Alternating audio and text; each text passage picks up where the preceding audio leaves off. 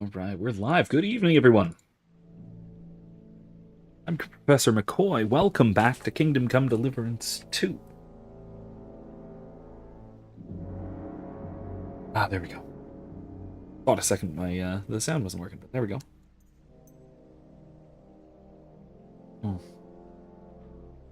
Pumpkin spice latte season, by the way.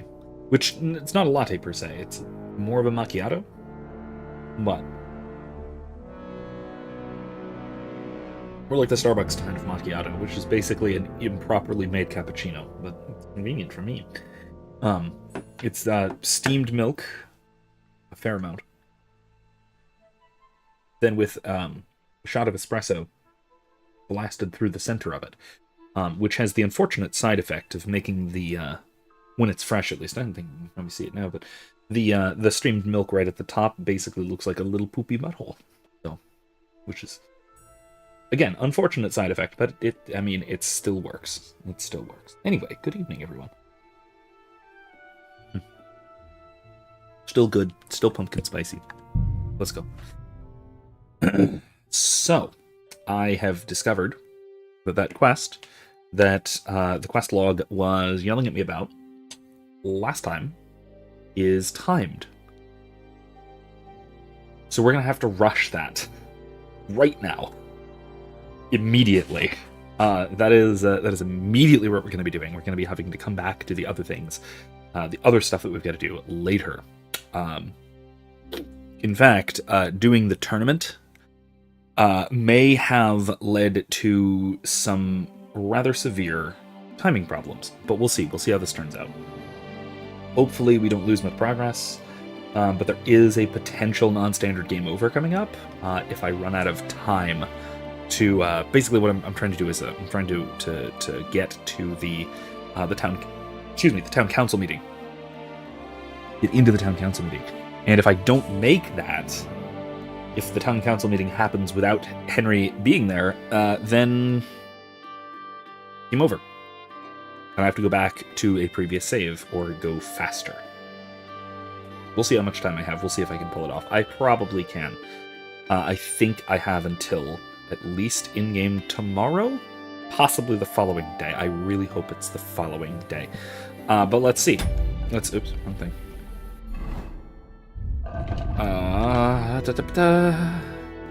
Yeah, this one, King's Gambit.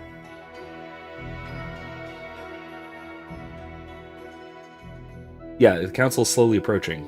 It still says, okay. So yeah, I still need to get over to Mintmaster Vavak. I eventually have to do this duel, but that can wait. And I have to talk to Lady Rosa. It is dark out. I really hope that the Mintmaster will still see me at this hour. I'm important, of course he will. And I have significant blackmail over the bastard. But what's he gonna do, not see me? Can he really risk such a thing? The fool.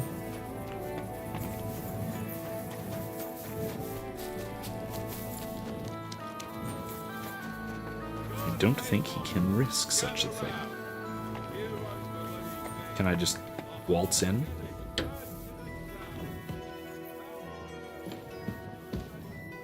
There's Vavak. There you are. Good evening, sir. Am I nasty and dirty? No, I am pristine. Glad to see you again. You have the gall to show me your face again? I'll call the guards. Bad idea. Hold your horses. I'll come in peace. Actually, I have a little offer for you. You've come to blackmail me again? Call it what you like. Yes, actually. I need to get into the City Council Assembly. And I reckon you can help me. The assembly? The one King Sigismund is supposed to attend in person? Yeah.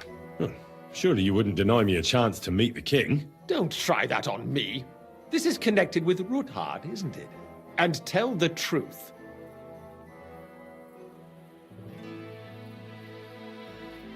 I want to know what Sigismund tells the council. I hear it'll be important. You want to spy? Do you know what you're risking? And what I'd be risking? Forget it. Have you forgotten I have you over a barrel? If you want to keep your position and your head on your shoulders, you better shape up.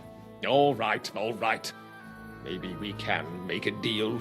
If I get you into the council, you'll behave appropriately and you won't betray yourself, or especially me. And that will be the end of our business together. I can just pay him instead. Hold on, though. I will say, I'm I'm perfectly fine basically just telling him everything that we're doing. Because the more he knows, the more he incriminates himself. Like, if he knows that he is letting a spy in, then he will get in even further trouble. He'll basically just probably be hanged. Maybe beheaded if he's lucky, if anyone finds out about it. And so that gives us even more blackmail again over him. It digs him deeper into the hole. That is, of course, unfortunately, how a lot of these kinds of situations work. Is that if somebody is in a hole like this, once you're threatened, once somebody has kind of leverage over you, there's very little you can do to extract yourself, and you're far more likely to wind up digging yourself deeper and deeper and deeper into the hole. I am, of course, not just talking about Vavak here. I'm also talking about some things that have been in the news lately. Speaking of, the bill passed the House of the House of Representatives, I believe today, if it was today or yesterday, demanding the release of the Epstein files. So, speaking of blackmail over important people and finding out who may or may not be highly compromised, and hopefully seeing some very nasty people hanged or beheaded if they're lucky. Wouldn't that be nice?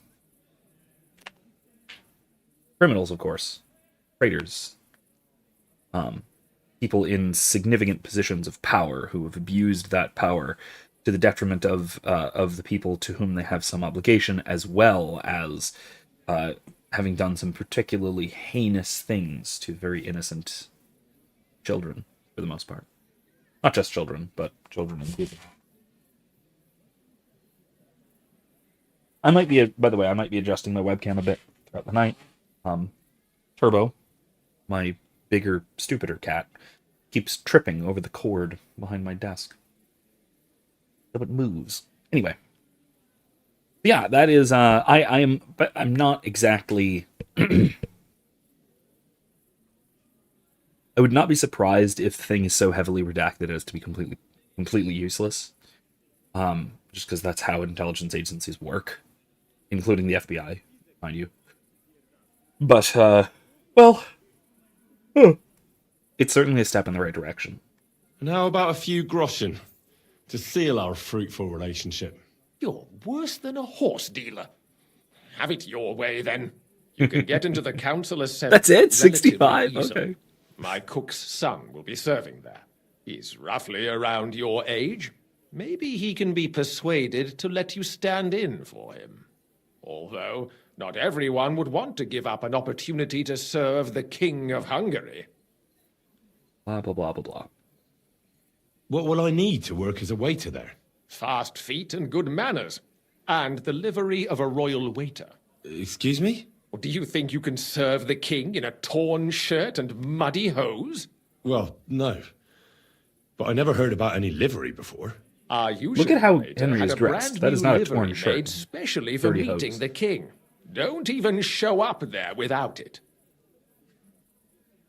Okay, fine, whatever. Who's this boy? Franta's his name. Franta Cooldown. He's an idler and a boozer, but he's proved his worth as a waiter. Which reminds me, you'll need his letter of permission to serve in the council. Otherwise, you won't be let inside. Fine. Where can I find the cook's boy? He's supposed to pick up his new clothes at the market today from Master Tailor Schneider. You'll almost certainly run into him there. That is, if he's up and about after his boozing bout. I swear that fellow practically lives at that Tin Hen.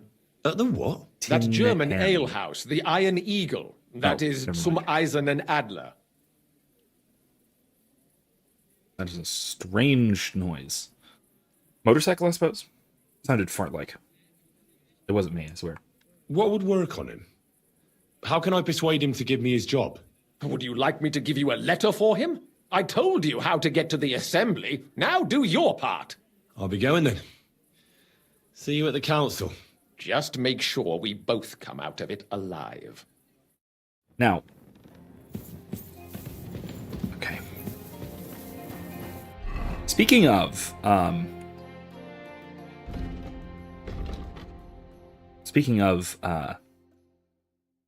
non-standard game overs, if I goof this up,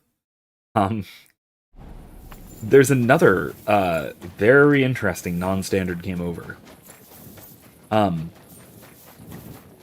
which I almost want to do. I kind of want to see how much it goofs up in terms of like how much I would wind up having to replay, but I really want to do it. And it involves going into the town council meeting and killing Sigismund, which you can absolutely do. You can actually kill them. It does provide a non-standard game over because, you know, that's not actually what happened in the real world, in real history. So it gives you a little narration of, well, unfortunately, or thankfully, or whatever, Henry of Skalitz slaughtered King Sigismund and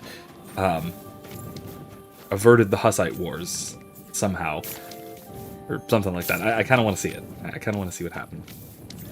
Hold on, let me see. Okay. I need to go to him.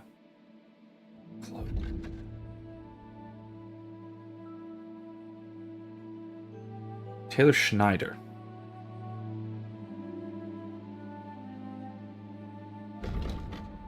There's no point looking for him at night. There may be a point looking for his clothes at night. Perhaps.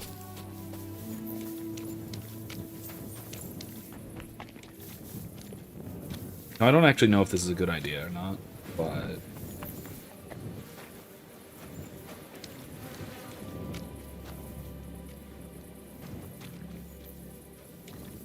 just looking around, breaking and entering or anything.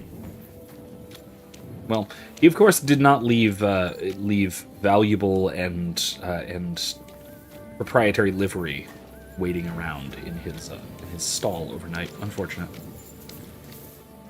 He did leave a lot of extreme valuables that obviously are not lootable. But wow. Anyway. I assume that's just I assume that's mostly just some looter narrative dissonance kind of thing. Bonk. Where the merchants don't actually pack up their stalls overnight. Realistically, I'm sure they would. I highly doubt that the city is that safe. Okay, here we go. Yeah, that's it. This is the right one.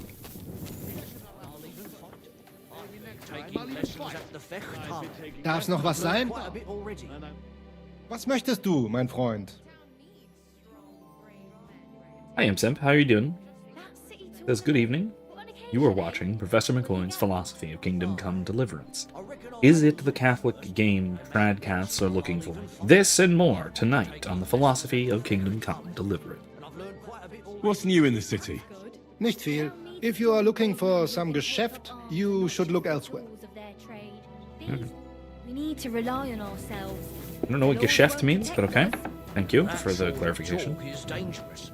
The tournament's supposed to be a celebration of the city, and all that fencing is... Let me change. Also, let me see if this coat is better than my current one. Might be, but I like the green.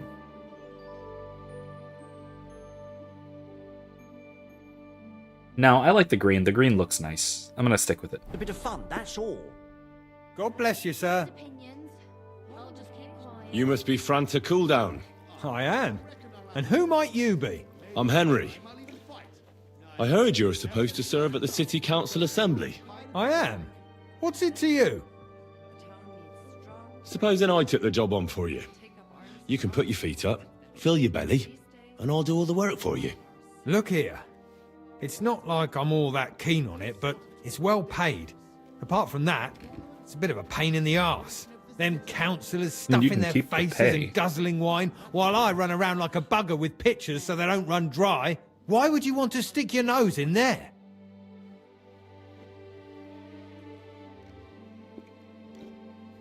I want to see the king in the flesh. Why's that? Well, I heard a lot about him. How he won lots of battles, how he's courageous, just... And as bad-tempered as the devil. He's got the councillors shitting themselves, fearing what's coming at this assembly.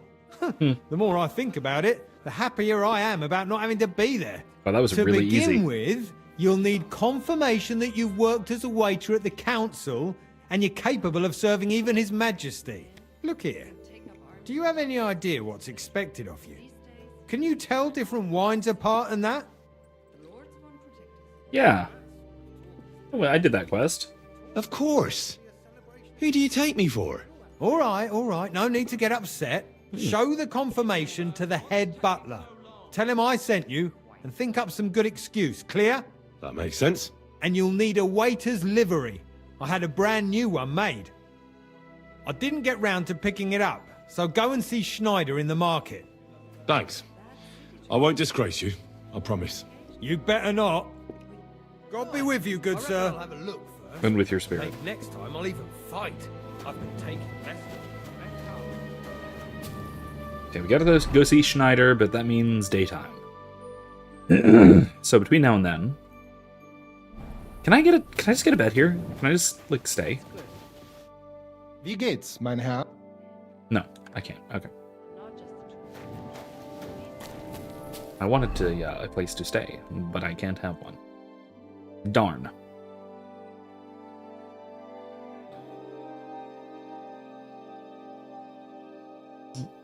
There's the Jewish tavern. Yeah, I could go to the Fectal, where I have a bed. I could just go here to the what's it called? Emperor Charles Tavern. Charles. What Emperor Charles is that referring to? I'm curious. I don't actually know.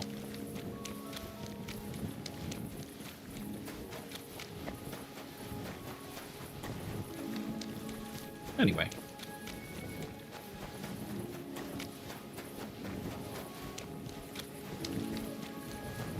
So I've been thinking, inspired by one of Mark Levin's unhinged rants, I've been thinking of starting a stupid little podcast, maybe changing the world. Something that people would watch or listen to, more listen to than watch. I might have visuals, but it would be just me talking to a camera kind of thing. But I would essentially be doing a lot of what I'm doing here, of just talking about important things, both current event stuff and then also abstract philosophical stuff, and then applying it to the real world. Maybe going through books and having guests on chatting about interesting, relevant things, that sort of thing. But hey, I was told by, again, the unhinged psychopath Mark Levin that a stupid little podcast is not going to change the world. But I'm betting he's wrong, because he's wrong about almost everything. So hey, maybe worth a shot, right? Let's see. Am I tired? I'm not tired, like at all. I'm hungry. Of course I'm hungry. I'm Henry.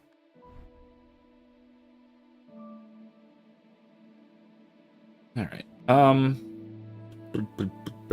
Okay.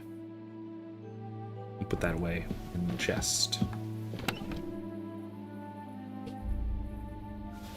2. Is the Kuttenberg shield any better than what I have? No, actually, it's much worse. I'll put it away. Keep it for a souvenir.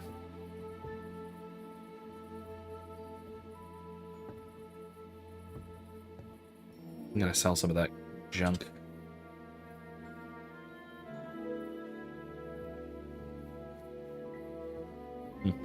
Anyway, let's have a sleep.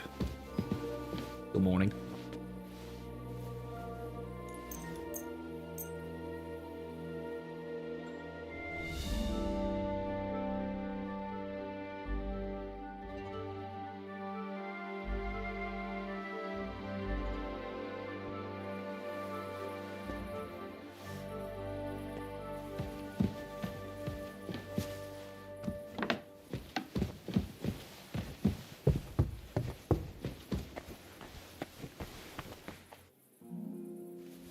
Breakfast.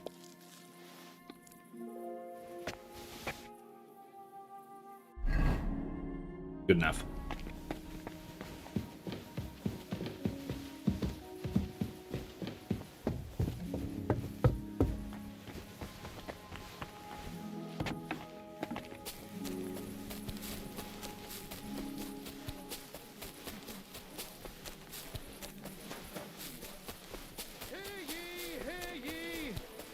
Tidings of what is happening in our city. Good morning. Just as two royal brothers are fighting over this kingdom, so two other brothers are quarreling in Kutenberg.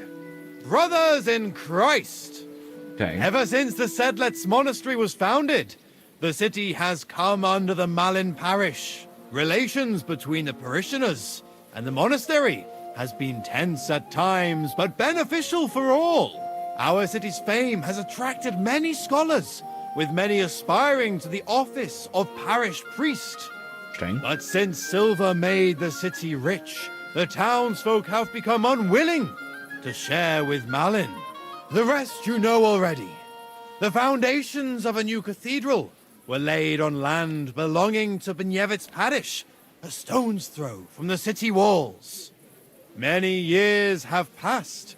The cathedral walls are half built, and the two parishes are still at daggers drawn. What can our Lord think when he sees us all at each other's throats? Does it really matter where we pray to him and where we worship him? God willing, this dispute will be settled soon, for the good of us all. Interesting. So, it reminds me of a funny story. Our old parish, the one that is right next to St. Leo University and Benedictine Monastery, is one of the oldest parishes in the state of Florida, and it was one of the oldest church buildings in the state of Florida as well. And 150 odd years ago, mid to late 19th century, there was a dispute between late 19th century. There was a dispute between the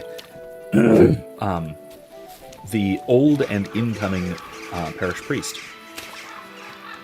between the then German priest and the incoming Irish priest, that devolved into a fist fight on the parish grounds, which is, I miss well, I can't say I miss, but I nostalgically pine for Catholic culture when just sort of everything around in a given cultural context was Catholic by default. When you could have a community with those sorts of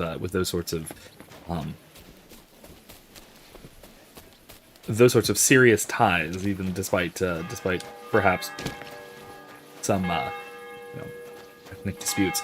I could have gone to sleep right here. Don't I have a room here? I think I have a room here. Oh yeah, this is the one where Catherine is staying, working, and whatever.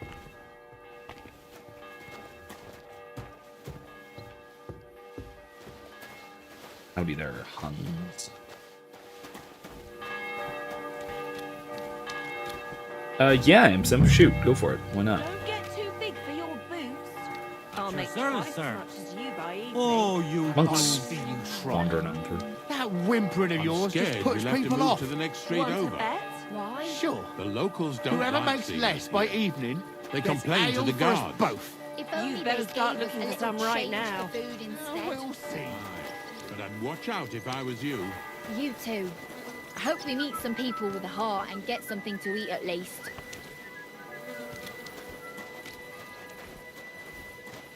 All right, well, now I'm just going to wait right here.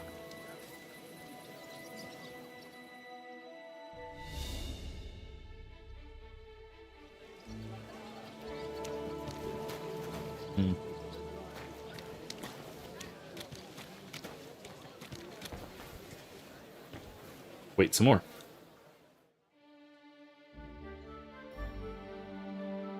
I do not want to run out of time here. Aha. Close to others. It's not. Oh, Lord be with you. you're not a tailor. Show me your wares.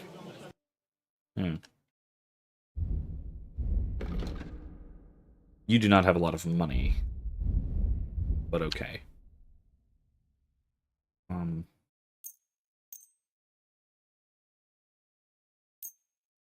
There we go. Let's talk about the Do we have a deal? We're nearly there. Aye. Excellent. Thank you, and come again, sir. Thanks for buying my junk. Move along. Let's see if... Oops. Let's see if we can find this tailor if he is perhaps elsewhere. Ah, here he is. Maybe. Maybe not.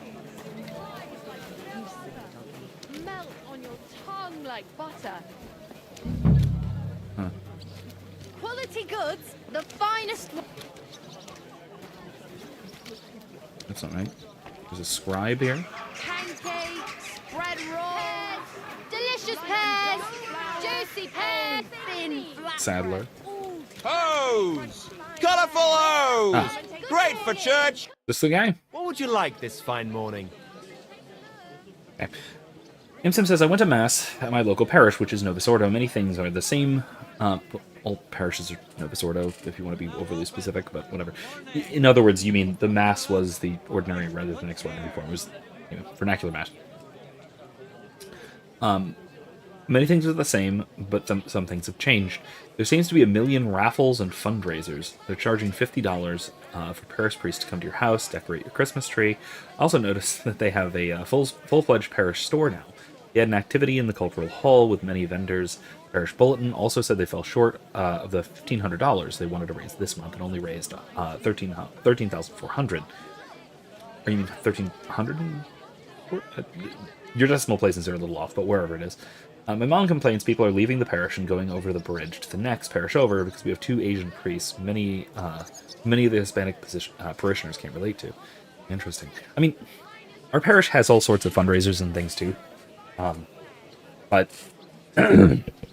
the priest will come over and decorate your Christmas tree for a $50 thing. I think that's actually kind of clever. I dig it. I think that's nice. I mean, it's a non-liturgical, not even a sacramental type of thing. So it is genuinely a sort of a fundraiser type thing. I kind of dig it. Now, if it were like for a house blessing kind of thing, that might be a little bit uncomfortably close to simony. In such a case, the appropriate thing would just be make the priest dinner or something. But parishioners can't relate to the celebrant of the Mass. The celebrant of the Mass was a Vietnamese priest who could barely speak Spanish. I got lazy and went to the absolute latest Mass at 1:30 p.m. But that's the beauty of speaking 3 languages. I have more Mass time options. Yeah, good point. I mean, our parish has a... I don't actually know if we have a 7:30 or 8 o'clock or whatever. I think there's an earlier Mass. Pretty sure. I know there's a 4 o'clock vigil. We usually go to the 10 a.m. There is a noon... there's a noon Latin low Mass. Usually low Mass unless it's a solemnity. And I think there is a special Mass in the afternoons sometimes. I'm not sure if that's an always thing or if it's an event thing, but We pretty much always go to the 10 a.m. though. Imsip noticed the parish is shrinking compared to 2 weeks ago. I went to the extraordinary form and it was packed. I had to stand in the back, it was full. I mean, our parish is popping. I will say, from all of the other parishioners I've talked to, our parish has exploded in size, mostly since 2020, because our pastor was basically had none of the bullshit of COVID, and basically just allowed everyone to attend mass, like from the beginning, which I wish I'd known. I really desperately wish I'd known that, but it's what it is. Yeah, a lot of people became regular parishioners there around 2020, 2021. Imsum hadn't been to the ordinary form in many months. It bothered me immensely that the tabernacle was off to the side of the altar, knowing what I know about the real presence. Unfortunately, that's kind of how it almost has to be in a lot of churches that were designed in the well, frankly, like 60s through 80s. Our parish is fascinating. Our church building, I mean, it's one of those 1970s clamshell designs, the kind of the altars in the front with the almost like the stadium seating that kind of wraps around it. It's relatively small for that kind of architecture, but we also relatively recently put in a high altar, and I've talked about this before. I think that the high altar is actually it's on wheels. So we used to wheel it out for ordinary form and just have it in the normal place for ordinary forms. The priest behind it or in front of it. And then for the Latin Mass, it would be pushed back up to the wall, and it would basically merge with and form part of the high altar, which is really cool setup. However, since Leo became Pope, they have stopped pulling it away from the wall and have had even the ordinary form masses ad orientem with the high altar universally, which is I'm just tickled by that. I think that's really cool.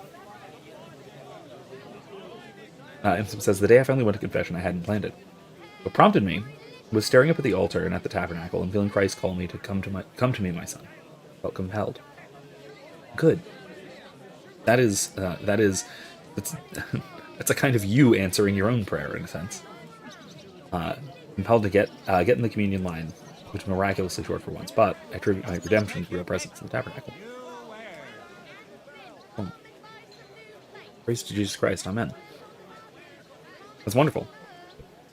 I hear one Franta Cooldown is supposed to come and pick up new clothes from you. Aye, the finest. I spent the best part of 2 weeks working on them, and damn near left my fingers on them as buttons. Confession line, okay.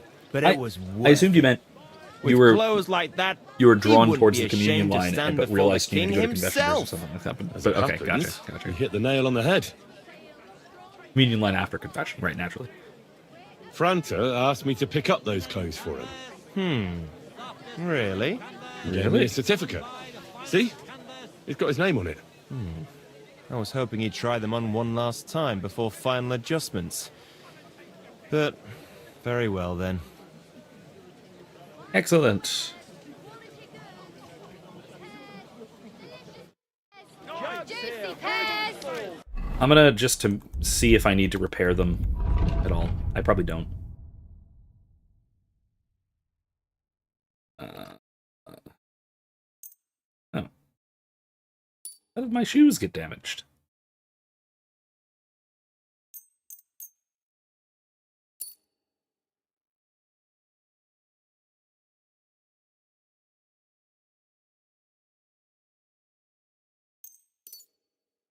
Nope, they're all perfect. Pots for sale. Big strong pots. Okay, let's go report for duty. Hi. Not your day, eh? What did you do? Nothing. Really? Were you expecting a different answer? Careful. I apologize. Yeah, probably. Thought you might be honest. All right, let's do this one. shall we?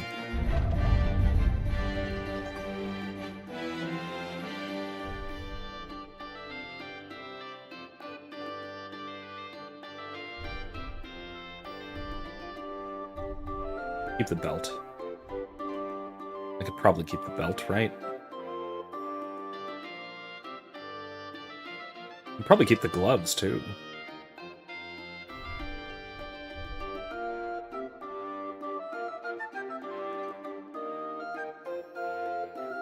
And obviously the boots. I can wear shoes. I'm allowed, I'm sure.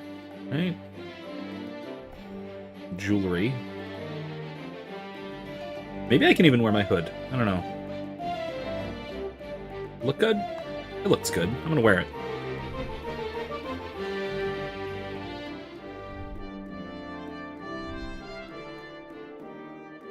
I'm probably not gonna be able to have weapons.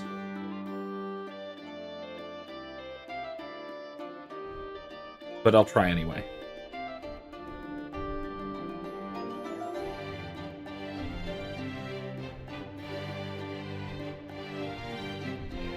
There's my other bolts.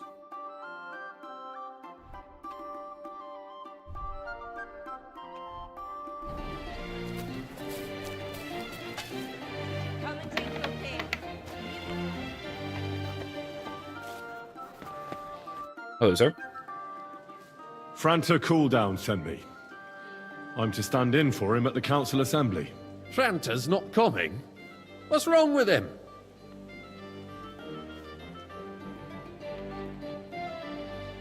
He crippled his leg. He can't even stand up. Never mind serve guests. Is it serious? That's all we need. Having to find a new waiter. No, it won't come to that. It just looks like a twisted ankle.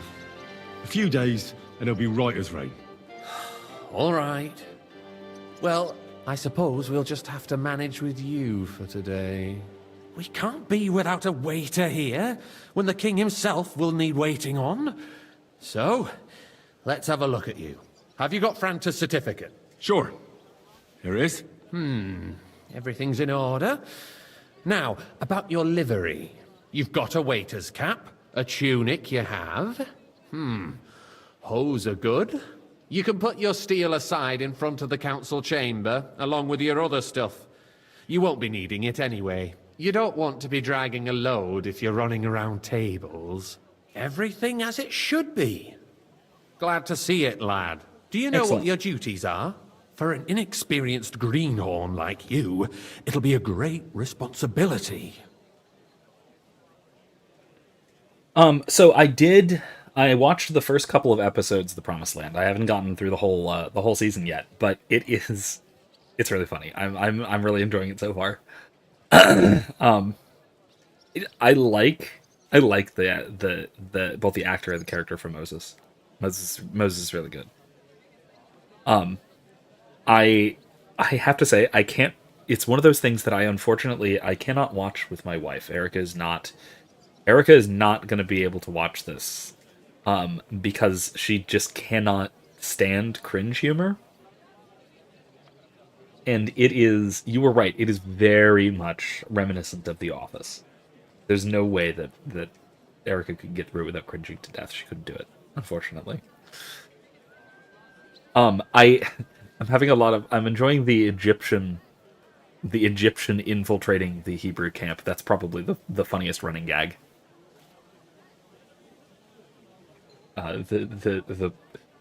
Especially the exchange of him mispronouncing Moses over and over again. That whole thing was delightful. That's really fun.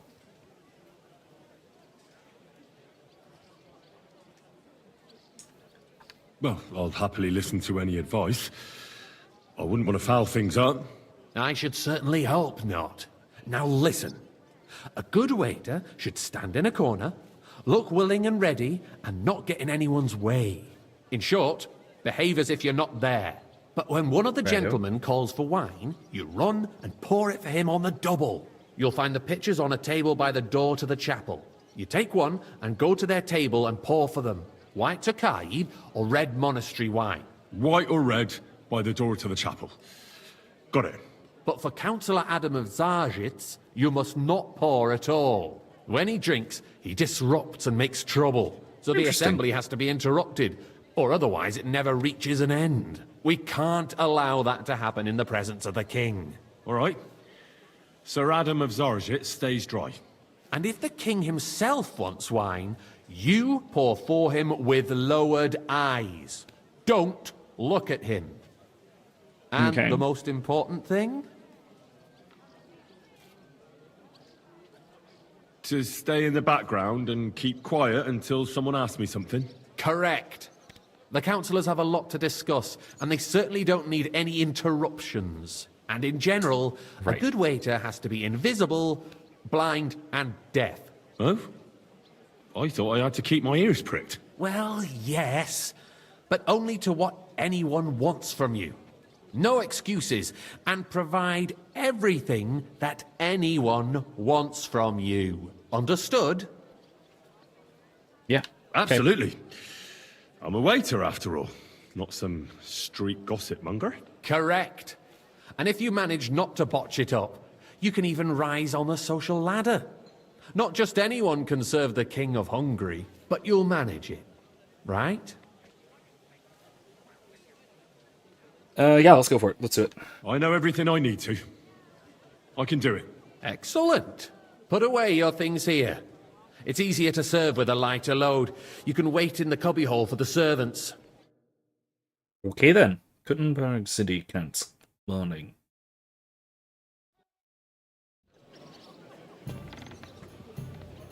There are the pictures of wine. Hopefully I won't splash anyone's shoes. And on top of that, the army was requisitioning from it. Should the town reserve have worse weapons than any Räuber in the domain? What are you getting at, Eldris? I'm saying that the bandits who freed Hinnick, the Dry Devil, used that thing. That Hackenbücher. Hand cannon. Can you believe it? Are you I deaf? apologize, sir. Where did they get them? Which one? White. Tokai. You're the one who White. should know where they got Are you them. deaf? Since you're a gunsmith. What are you implying, Friedrich? All I'm saying is that they had them, Herrgott. Oh. It is eine Nope. Schande when Really? outlaws have better weapons than the city garrison. And Herr König surely knows this too. What is it, Elvis? Are you deaf or something? You smell a Wine. deal? White. What I smell is that your stubborn heads do not realize Thank you, what Schwierigkeiten this is. The Dry Devil is running free. There are Raubritter everywhere in the region. We have the army bearing down, and you want to defend yourselves with a few rusty halberds. And who is it you want to fight? I fancy some Tokai. The merciful King Refill, Sigismund boy. is providing us with protection. I'm Isn't sorry, he? sir. Der König Orders and from his above. army This will is not be here unbelievable. forever. Shut up! The king can arrive at any moment. What if he heard you?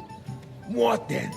We're sitting atop the biggest silver heap in the kingdom, fancy some and Tokai. we're supposed Refill, to boy. defend it with brooms? You're right, Eldris. But where can we get the coin for better equipment? We can always confiscate the property of the king's enemies, nicht wahr? We are more than familiar with the jämmerlich state of our armory. Well, and the king is surely aware of it as well. Maybe if he waived some of the taxes. The king fears that this town will rise against him. He'll take the arming of the city's militia as a preparation for war. So you suggest we just wait with arms crossed for the Raubritter to wreak havoc all around? We can always ask the king to bring order to the realm with his army. But then the Dörfler will rise up. I'm afraid I see no solution of the current situation. We shall wait and see what His Majesty thinks about the matter. Maybe we can change his mind. Vielleicht? I'd like to report to the Honorable Council on the cleanliness of the city and the state of the public baths. You mean baths or brothels? Well, yeah. Isn't it the same thing?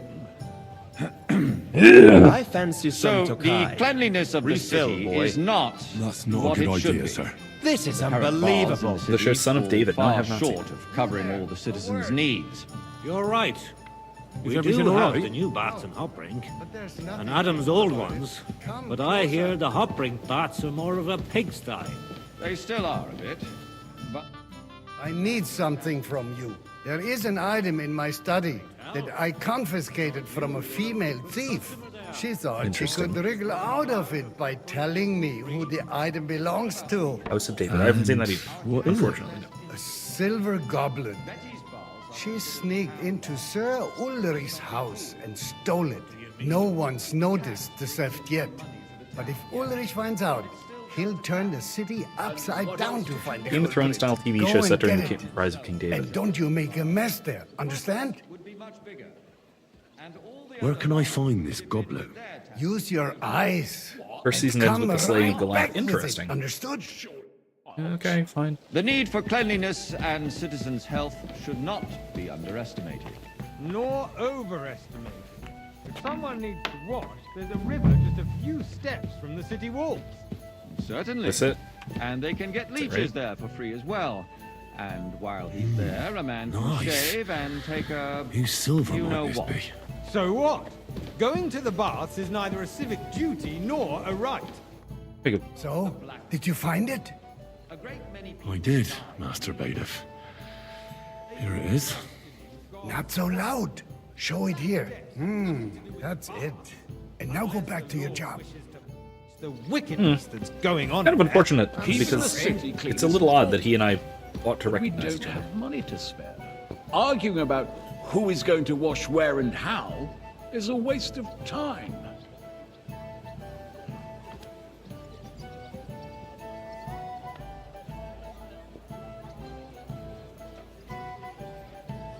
To Kai and the full cup. I got word that Rutard has pulled off another deed. That's nothing unusual. That old weasel will never accept that the city isn't run his way, at least until His Majesty honors us with his visit. And as we know, Gunslin absolutely hates him. He can hate all he wants, as long as he does no damage. Ulrich, what have you got to say about it? Me? Well, I'm not sure what you're implying. I'm speaking about the Rutard incident. You were there, weren't you? A full cup of monastery wine. Just a small misunderstanding. We've sorted it out and everything's settled. My ears must be deceiving me. Are you defending Rutard? Sir? Besides, if his men attacked yours, as I've heard, then Thank we you, have a good waiter. reason to punish him. What happened there? Leave nothing out. I don't like Rutard, true, but in this case it really was nothing. Everyone in the Oh, man, city he's so gossiped awkward. about it. Good lord. I heard there were several dead. Did you? That's grossly exaggerated. I don't think Rutard will cause any trouble. He is sensible Hey, enough waiter. not to draw Pour me some attention to Sakai. himself while the king is here. That's true. Because if we don't do something about him, the king himself will put an end to him, and soon. Unless he puts an end to us first. God knows what he wants to tell us. Well, thank the If Lord. nothing happened, there's no point in dwelling on it. Let's move on. Well, he weaseled his way out of that one quite well. Things have got out of order in the town. Some adventurers decided to take the law into their own hands and restore the tradition of duels. Ooh. It's not only barbaric, That's me. but also illegal. I could understand it with mercenaries, students, and other scum of Waiter, all kinds. get but me city white. councillors? Be specific, Forsooker. Are you blaming one of us? Ah, and look who spoke first. First of all, Sir? it wasn't a duel. It was supposed to be an honorable combat. Hang around me. And I Vanish. didn't Do you take hear part me? in it. And that's the only reason As you you're wish, still here on the council Sir and not Ulrich. in the pillory. Go. If you want to I blame don't want to somebody, see you again. you should point the Why did you finger ask at the for youngster wine, you here lunatic? who's- Excuse me. Ah, never mind. I suspect the gentleman from the city's sword fighting school Oi, brought this custom come to here for us. a moment. It's now run by the Everything in German order? Menhard. Not quite. Who knows who But I that think you fellow might is? be able to help Don't me. be Come here. ridiculous. What can I help you with, sir? I left my gloves in the chapel. I took them off to pray, but then I rushed here and forgot to take them. I can't just get up and walk out now. But if you disappear for a little while... Okay. All right. I'll get them. I knew I could count on you. While you're at it, count how many figures on the mural have wings. But why? Because I'm bored, and because I told you. Get on with it. Whole town. What a dickhead. You can rest assured the whole town is sorry. already laughing at us. All right. 1, 2, 3, 4, 5, 6, 7, 8. Oh my god, 9, 10, and no one is left 11, 12, And you, 13, 14, let people throw down 15. on our work. Looks like If I 15, threw out everyone who complains over a beer, 16. I'd soon be out of customers. 17. Ah, to hell with it. We'll never get anywhere like this. Why waste our time? 17. Where are the gloves? Left them in the chapel.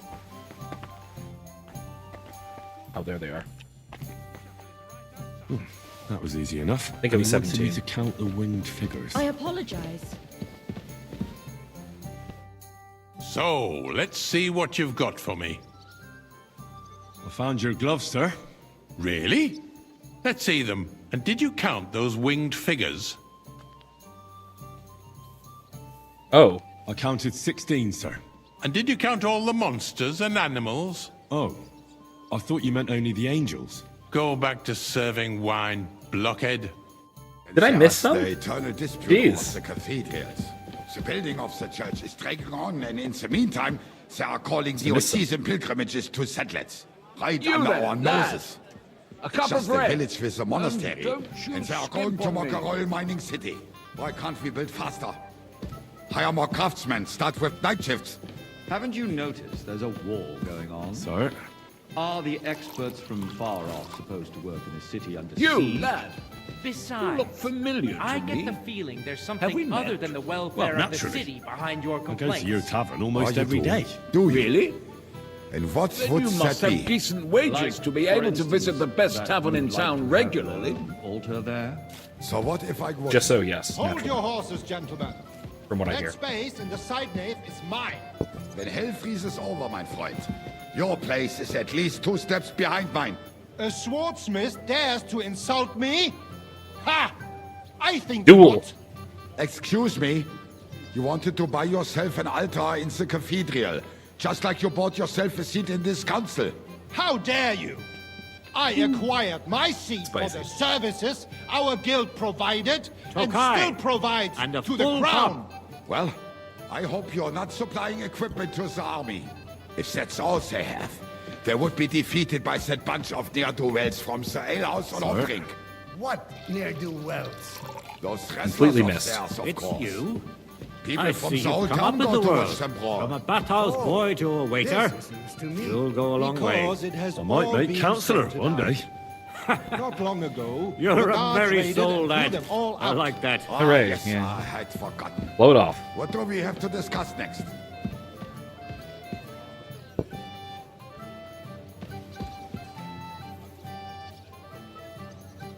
This is, I believe, entirely a group of burghers. Like, there aren't any nobles here.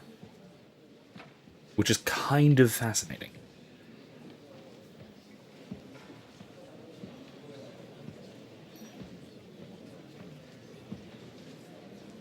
I'm telling you, something is being planned. Oh, I doubt it. No one's gonna tackle Rootard.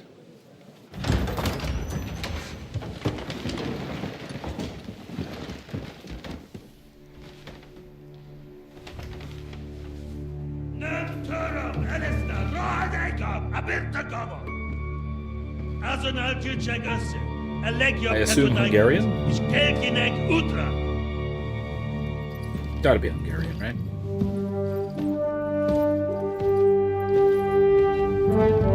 Ah, yes, that very royal, absurd hair.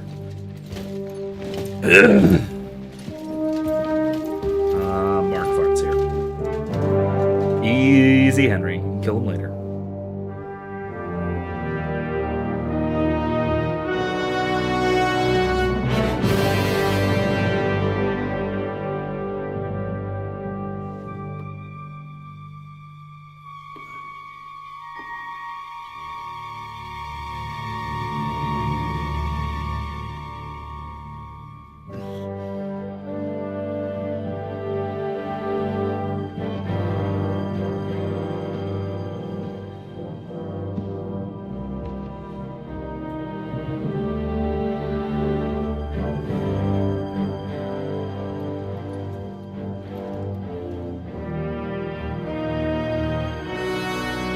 have nothing to fear.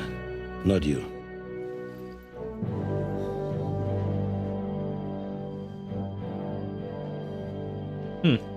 Like this banner falls!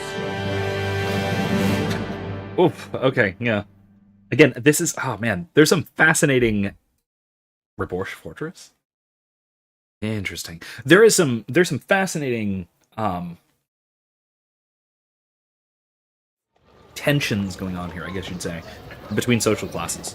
We've got the nobility, represented by the king. I guess foreign nobility, but still nobility nonetheless. Who seem to be sort of aligning, to some degree at least, with the common folk, represented by Henry. What seems to be, at least partially, in opposition to or intimidating the burghers, who are essentially the rising middle class in the late Middle Ages. Come now, father. Put a little life into your dying. Seen more cheerful priests at funerals. I'd rather be at one than here. I hoped I'd never see this fortress again in my life. Unpleasant memories? You have no idea. I didn't part ways with my father on entirely good terms. 20 years ago. And now you're 2 decades older and wiser. At your Ujit's parish, you spread the word of God to your flock, and you saved my neck and Henry's too. I'd say your father should be proud of you. None of that matters a damn to him. Who knows? Maybe that 20 years has changed a thing or two. You know what? Let's drop the subject.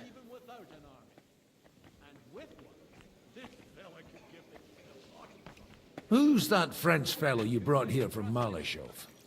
The great Baron Brabant. Been everywhere, knows everything, Not bad has for the a keys Frenchman. to half the kingdom. He's got more fairy tales than my old nanny. Can he be trusted? He's a blabbermouth, but a harmless one. Besides, he defended Kuttenberg, and you know how that went. If he were on Sigismund's side, he'd hardly have been locked up with me. Uh-oh.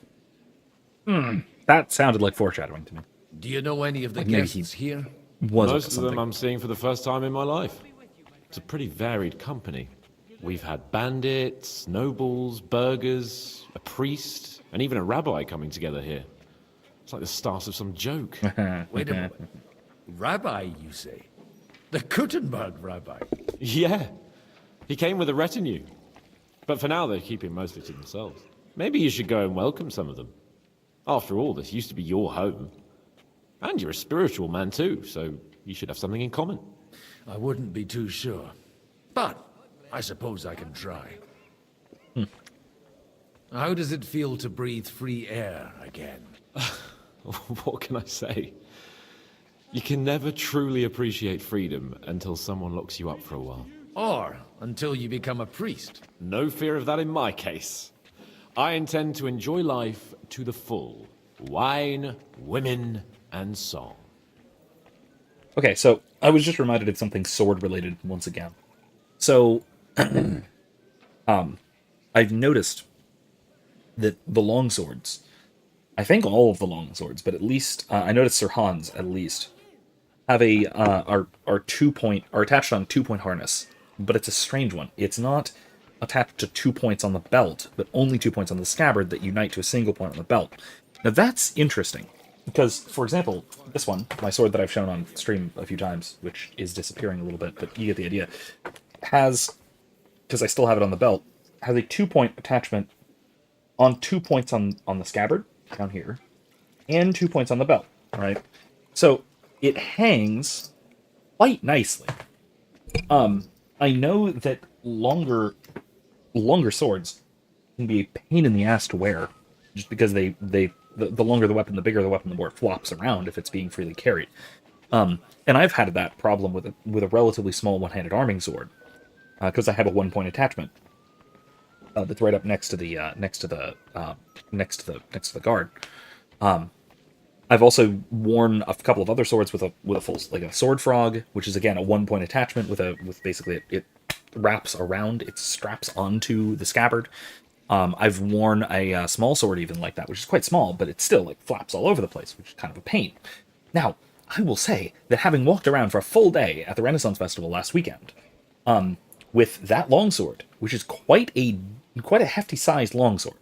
It is, I think, 48 inches, all told. Might be even a little bit longer, be closer to 50, 52, something like that. It's quite a long sword, especially including the scabbard.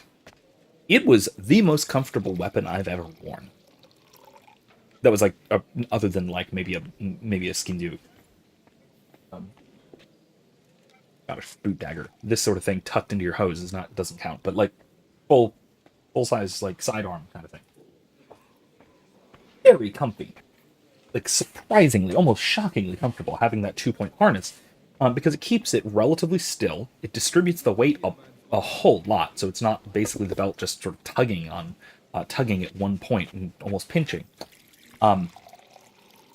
It also maybe helped to have a dedicated belt, but regardless, having it on a 2-point harness like that was shockingly comfortable. I never would have expected that to make such a difference, but it really does. Yeah, it makes me wonder how this works, how the method we see in the game works. This sort of 2-to-1 harness, which I don't know if I've ever actually seen that used in practice. I have seen it in illustrations, like manuscript illuminations. It's that kind of attachment is all over the place in this period. So I do think, I do think that it's actually period accurate. In older artwork, you see more typically you just see a bare scabbard tucked into a belt is far more common. That was more common up through maybe the 12th century or so, but once swords started getting longer, partway through the 13th century, you started to have more suspended swords. Once the transition goes from arming swords to long swords being the more common sidearm.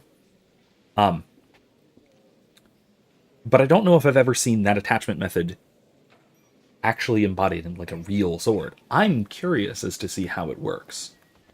If it's as comfortable as a 2-point, as proper full 2-point harness.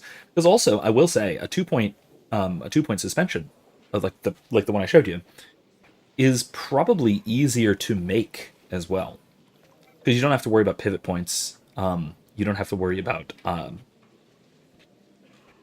like a single attachment point, a single point of failure or anything like that.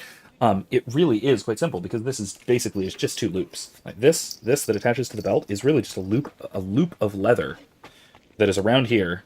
There is a pivot point, right? There's a little D-ring, D-ring. On another loop of leather.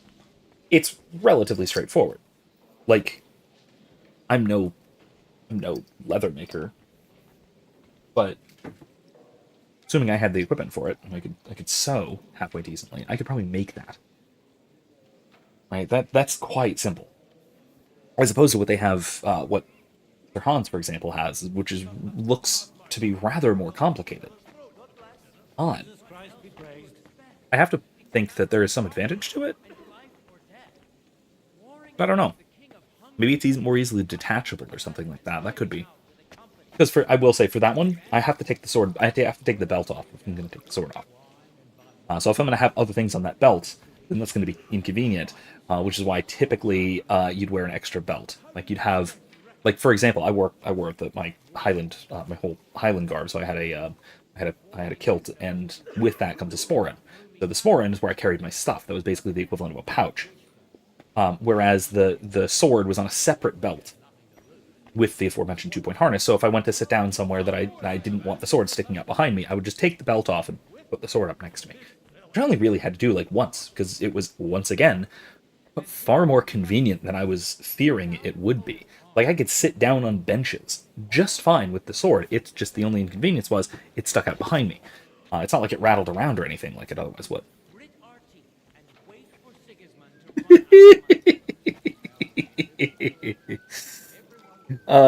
Yeah, Implim says, I'm waiting for you to pull the sword from its scabbard. You knock something over and make a face, and then hear Mrs. McCoy say, "What was that?" And I say it was one of the kids. Michael must be waking up. Sorry about that. Let me go check. Thank you for joining me tonight. I will be back Thursday if I'm still alive. Yeah. Yeah, I know. Look, it's been a long time since I have done it, but I have broken things in the house, practicing with weapons. I don't think I've done so since like I moved out of my parents' house. I don't think, but it's certainly doable. It's certainly doable. Honestly, the most damage I've done, like the worst stuff, has been damage to the ceiling. The ceilings can get hurt pretty bad. Even from like a casual and uncareful draw, especially with a sword this length, yeah, you can clip the ceiling. Maybe not if I'm seated like this, but no, you can do that. I mean, I've got my coffee cup here, and I've got my beer stein next to it, and they are right where if I were to draw the sword from its scabbard a little bit, and it could well knock one of those over. Yeah, that is entirely possible. Frankly, though, that's mostly why I don't tend to draw the thing inside the house, because you know why.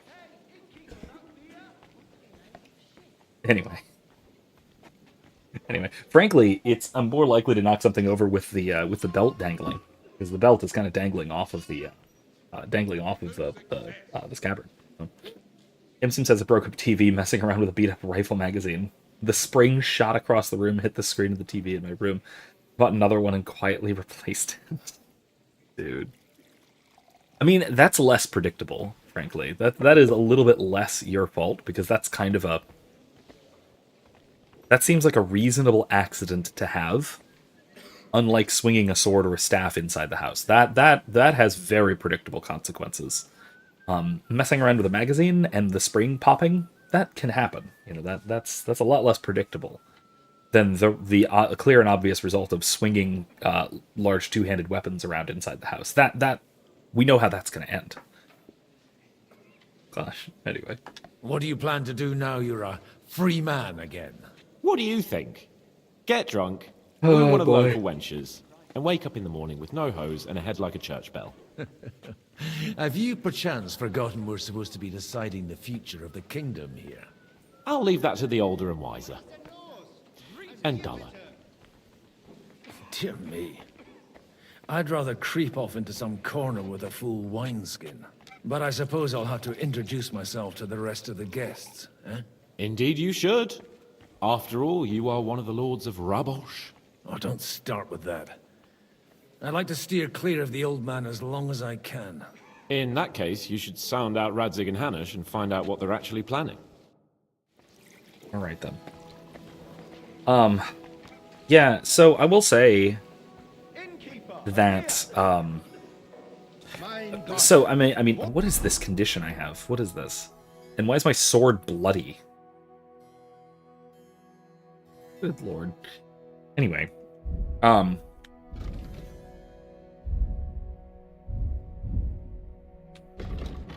you're an alcoholic. Long-term abstinence will cure you. Fascinating. That's fascinating. Okay. Very cool. That's really cool. Anyway, so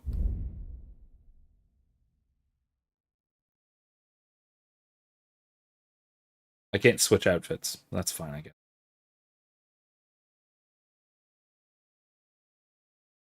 Oh, I still have these that I looted. I looted these last time I was playing him. Okay, that's cool. That's very cool.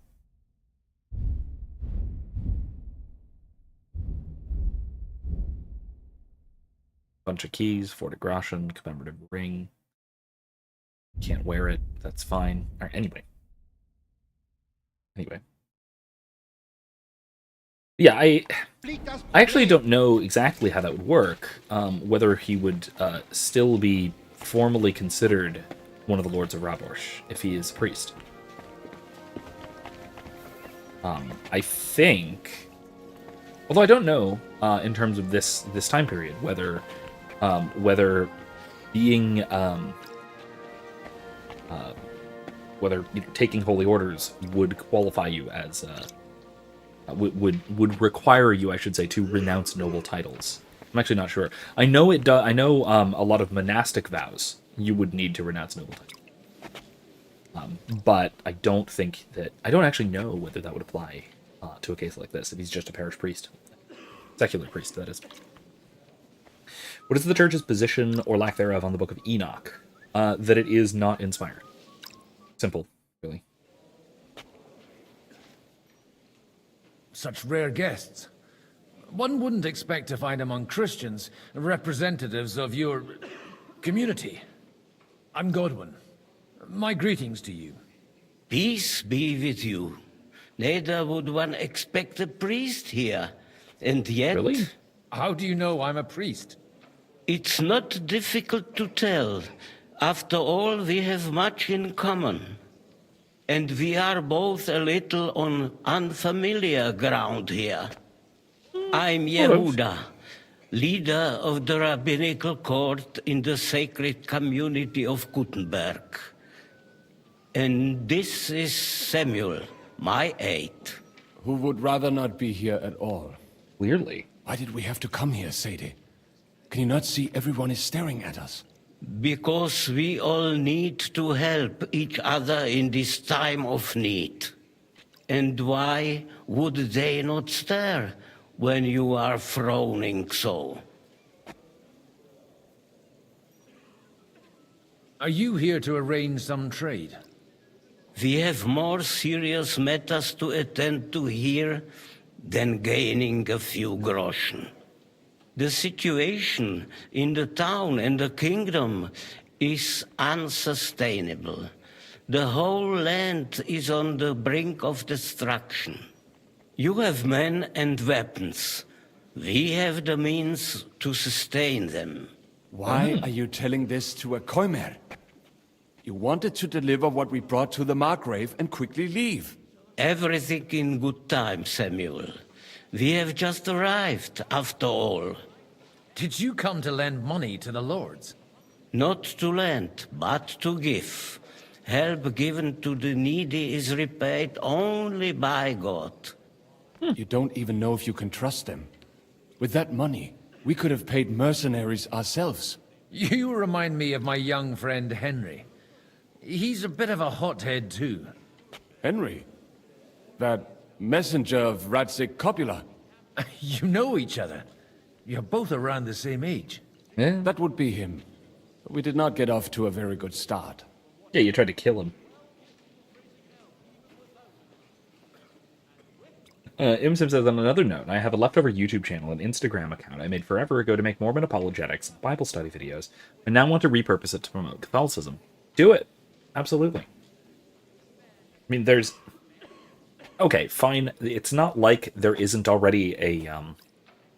It's not like there's a great dearth of Catholic apologetics channels, but one more never hurt. And I think you've got a unique, if not unique, a rare perspective. So that might be useful. I mean, you never published a single video, which, okay, fine. I mean, I will say it would have been more beneficial if you'd had a cultivated audience already that you could then, shift over a little bit. Because even if you just very suddenly and very radically shift your content, you will retain some of your audience and some subscribers.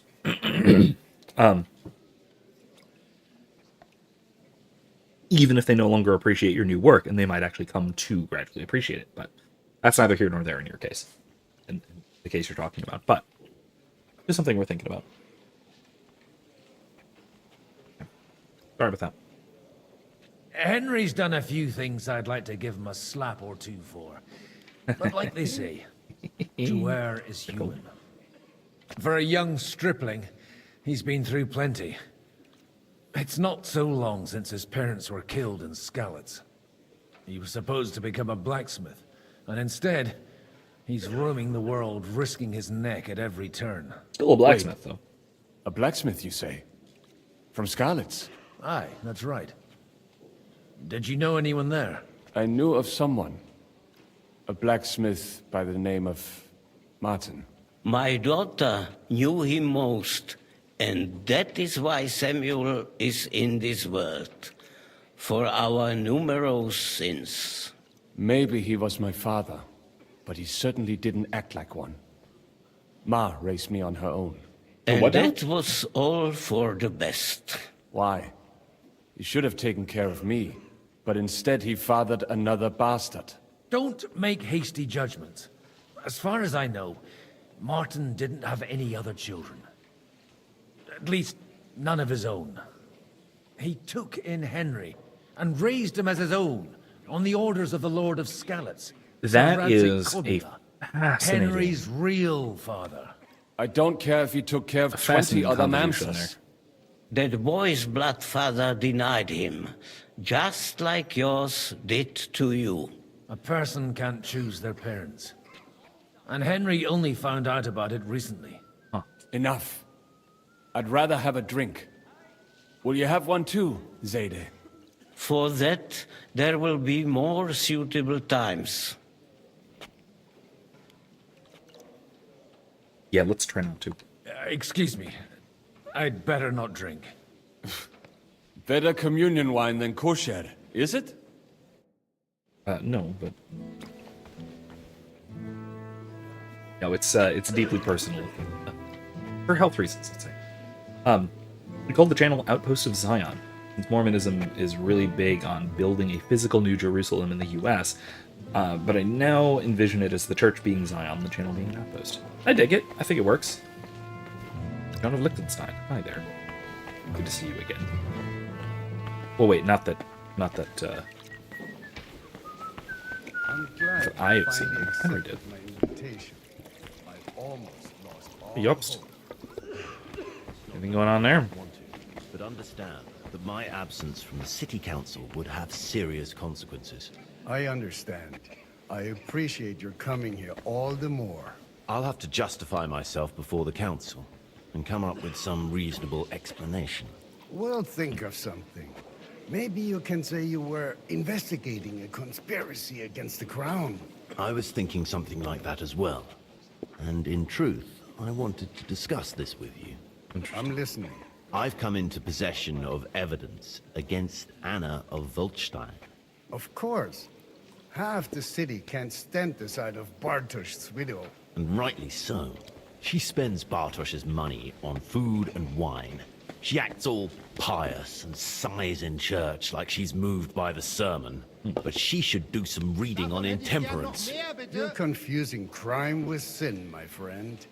And when you get a taste of my wine, maybe you'll sin too. I have enough evidence to charge her. She's in cahoots with that scum from the Jewish quarter. Be careful with your words. Aren't you also? Noticed the rabbi is in the main hall? How could I not notice him? A strange fellow, I tell you. And that companion of his. Hellfire burns in his eyes. I've been wondering myself what they're doing here. But back to Anna.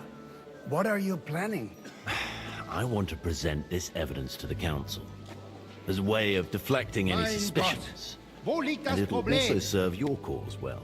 Anna is drawing unnecessary attention to herself, which could really invite a lot of trouble for you. If you think so, I hope we're not nurturing any more vipers in our bosoms. Only time will tell. As long as it's just talk, food and drink, you have allies aplenty. But when push comes to shove and someone loses their property, their position, or the roof over their head... Tell me something I don't know. Every one of them is afraid what happened to Ruthard in Malashov will happen to them. They congratulate themselves that the king took his wrath out on him, and they got away. For now. And that's why we need to act and decide how to proceed together. Okay. Interesting.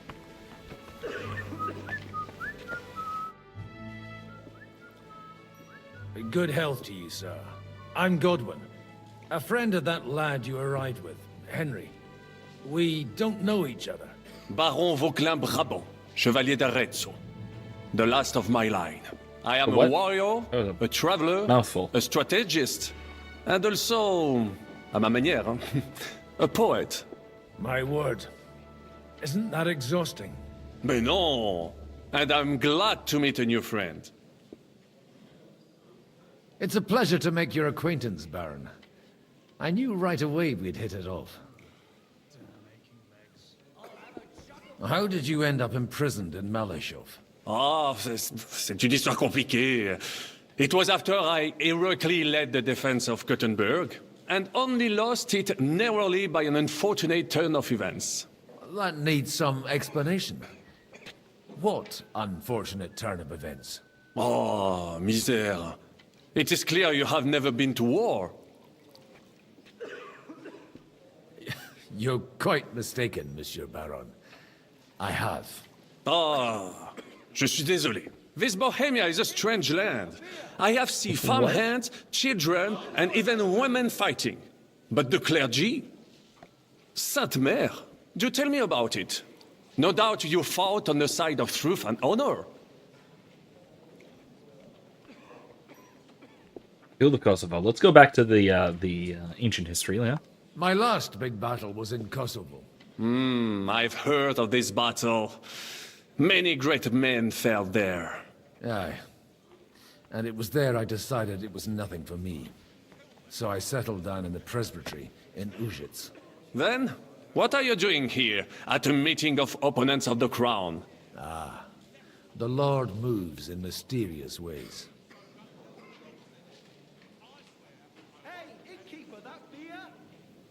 Where have you been on your travels? Have you seen the ocean? But of course! I was born by the sea. If you are interested in my greatest journeys, then I have traveled with a merchant caravan all the way to the Ottoman Empire.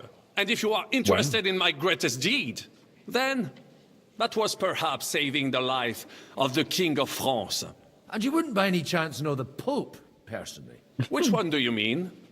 I spoke briefly with Boniface IX when I was sojourning in Rome. A pleasant fellow. Oh, yeah, I forgot this was during the, which captivity was it?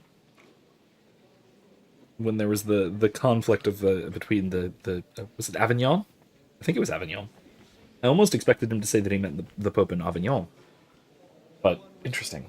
Went wrong. Okay. You say you're a poet. How about a verse or two to amuse us? Jamais. Is poetry nothing but a farce to you? Is a poet a gesture for amusement? I think not. Yes.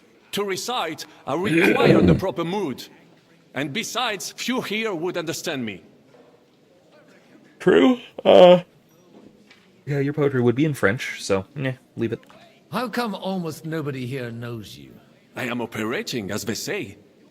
Incognito. My great benefit is my strong connection with the French court. There, everyone knows my name. Here in Bohemia, I'm still building my reputation, slowly, but Hey Grace, how you doing? surely. I'm doing alright. Here we go.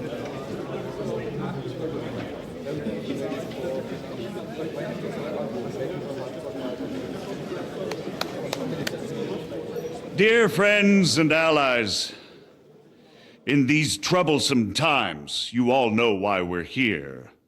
The question remains, what to do next? Sigismund is facing troubles in Hungary, and here, too, he is up against resistance. He's a capable strategist, but a poor diplomat. Mark my words. If we wait him out until winter, he will leave of his own accord. By winter, really, he'll have torched all our fortresses and carried off everything that we possess. Are we seriously gonna wait and cower in a corner? Or are we gonna drive them out in shame? A few well-planned raids and we could have him in our fists! At what price? Have you got men to spare? Has any of you got men and money to spare? Imsim says We in American don't have accent, men native out Europe. there. Yes, we do. We do He'd be speaking not. Czech, though. Jobst is right. That whole sun won't fall easily. Only we can't wait. Are we to get ourselves killed? Or end with nothing. Here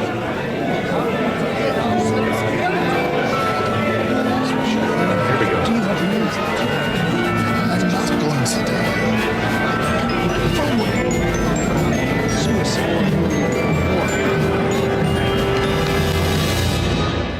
Friends, we'll get nowhere like this. Let's adjourn ourselves and try to think it through. I thought we weren't drinking. What happened?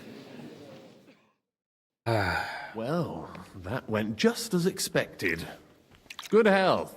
And to yours.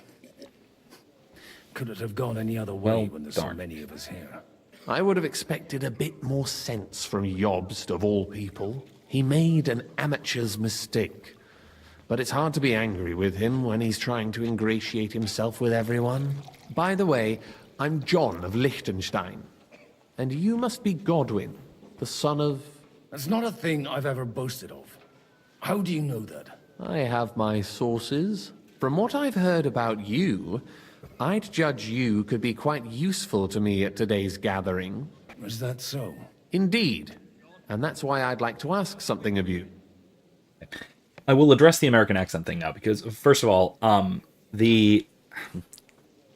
any accent that we hear is going to be grossly anachronistic, and also grossly regionally inappropriate. So the universal British accent thing is just because most of the voice actors are English. That's all, right? Rather than being American, or Canadian, or Australian, or whatever else. Now, Australian might be a little out of place, but setting that aside.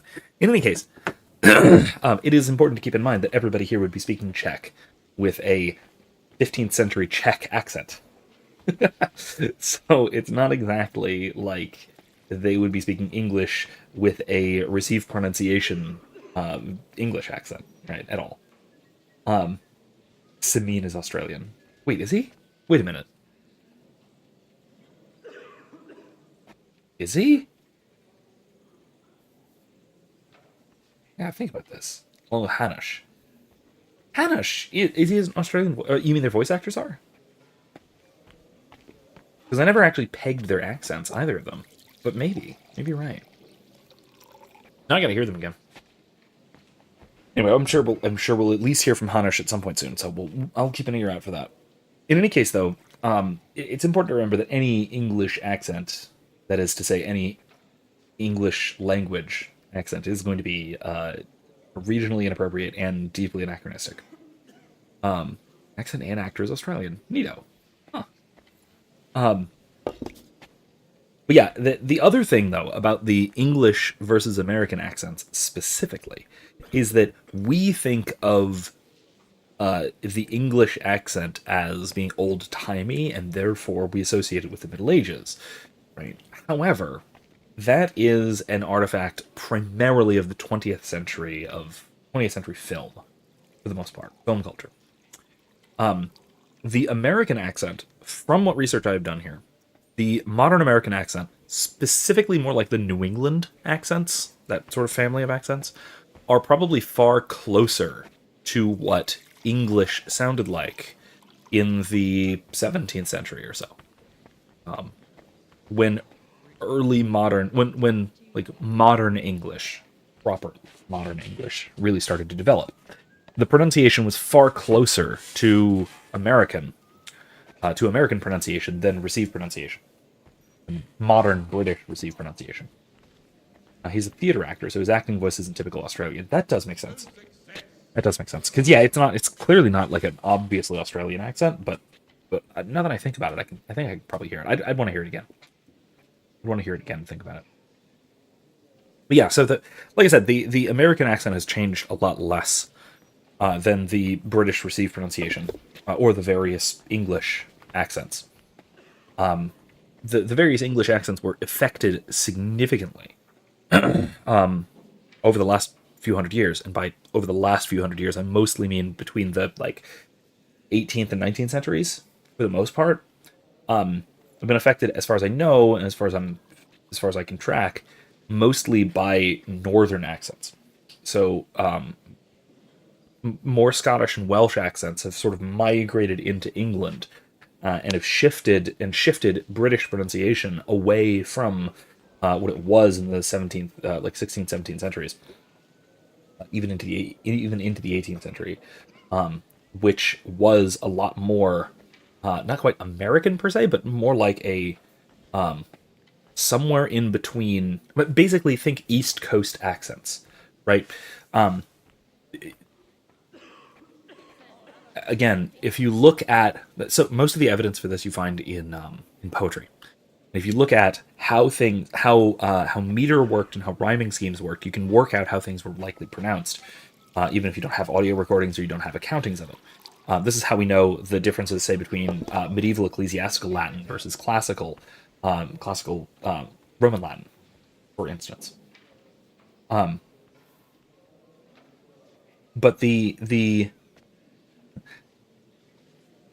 as far as I know, Boston probably maintains the closest accent to a common British accent from the 17th, 18th centuries. Whereas coastal southern, so like maybe Georgia-ish, is relatively close to a higher class like Londoner British accent, English, I should say, accent from, again, that same period of the 17th, 18th centuries. Again, this is based on what I know.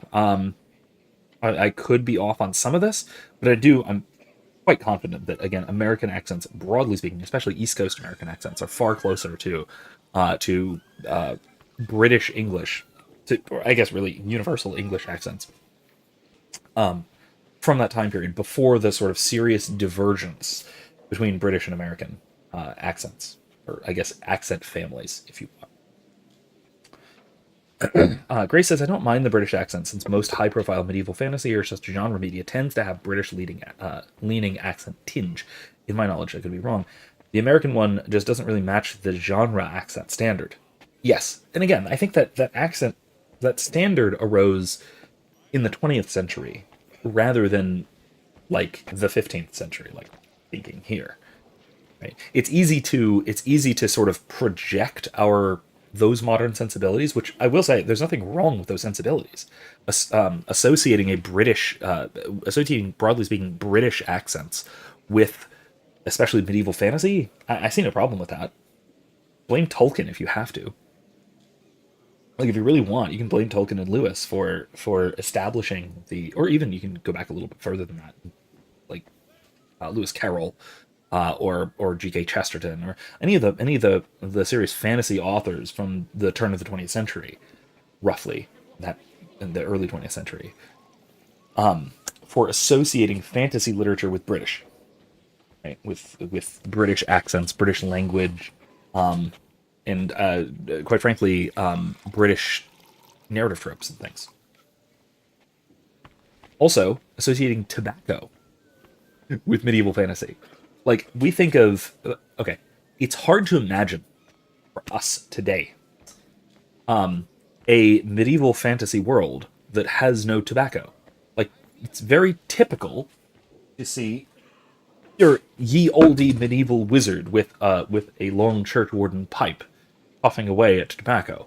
But it's also important to remember that tobacco was not introduced to Europe until at the earliest, the mid to late 16th century. So that's, 150, 200 years after this game takes place. Which is, by the way, why no one's smoking.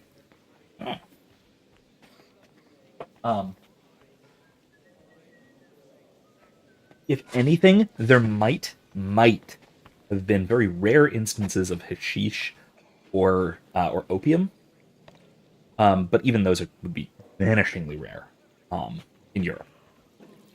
Maybe, again, along the Silk Road, perhaps, so parts of Eastern Europe might have had that sort of thing, but again, exceedingly rare at this time period, or any time throughout the Middle Ages.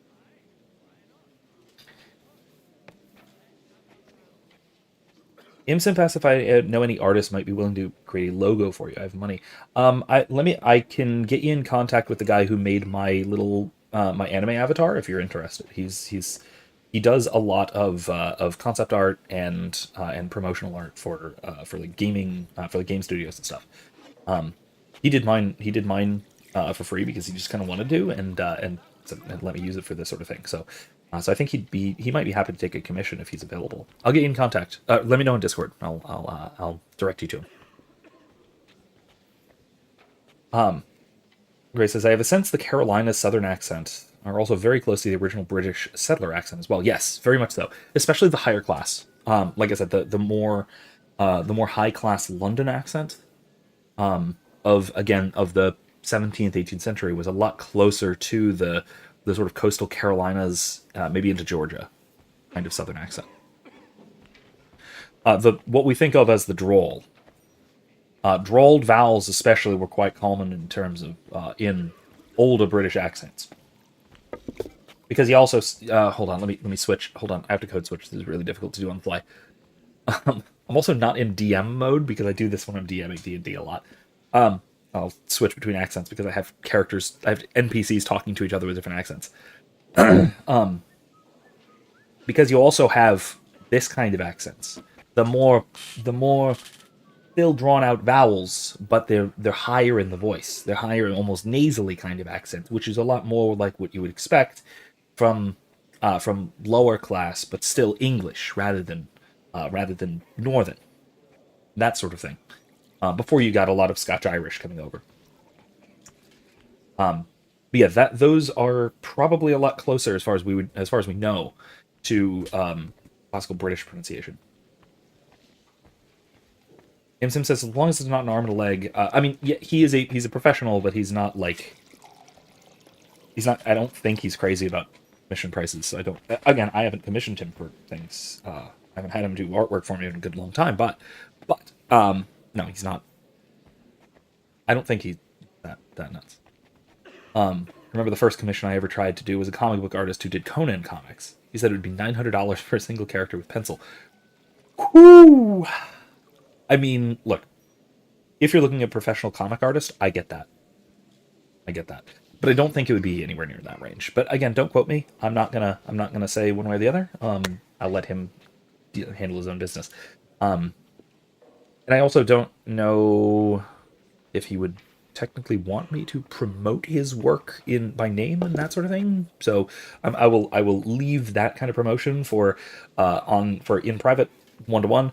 Or maybe a future stream, if after I talk to him, he's okay with me, promoting him. But like I said, I don't even know if he has commissions open, if he's open for commissions. But I know he's a great artist and does a lot of that kind of promotional work. So you might be on board for it. Yeah.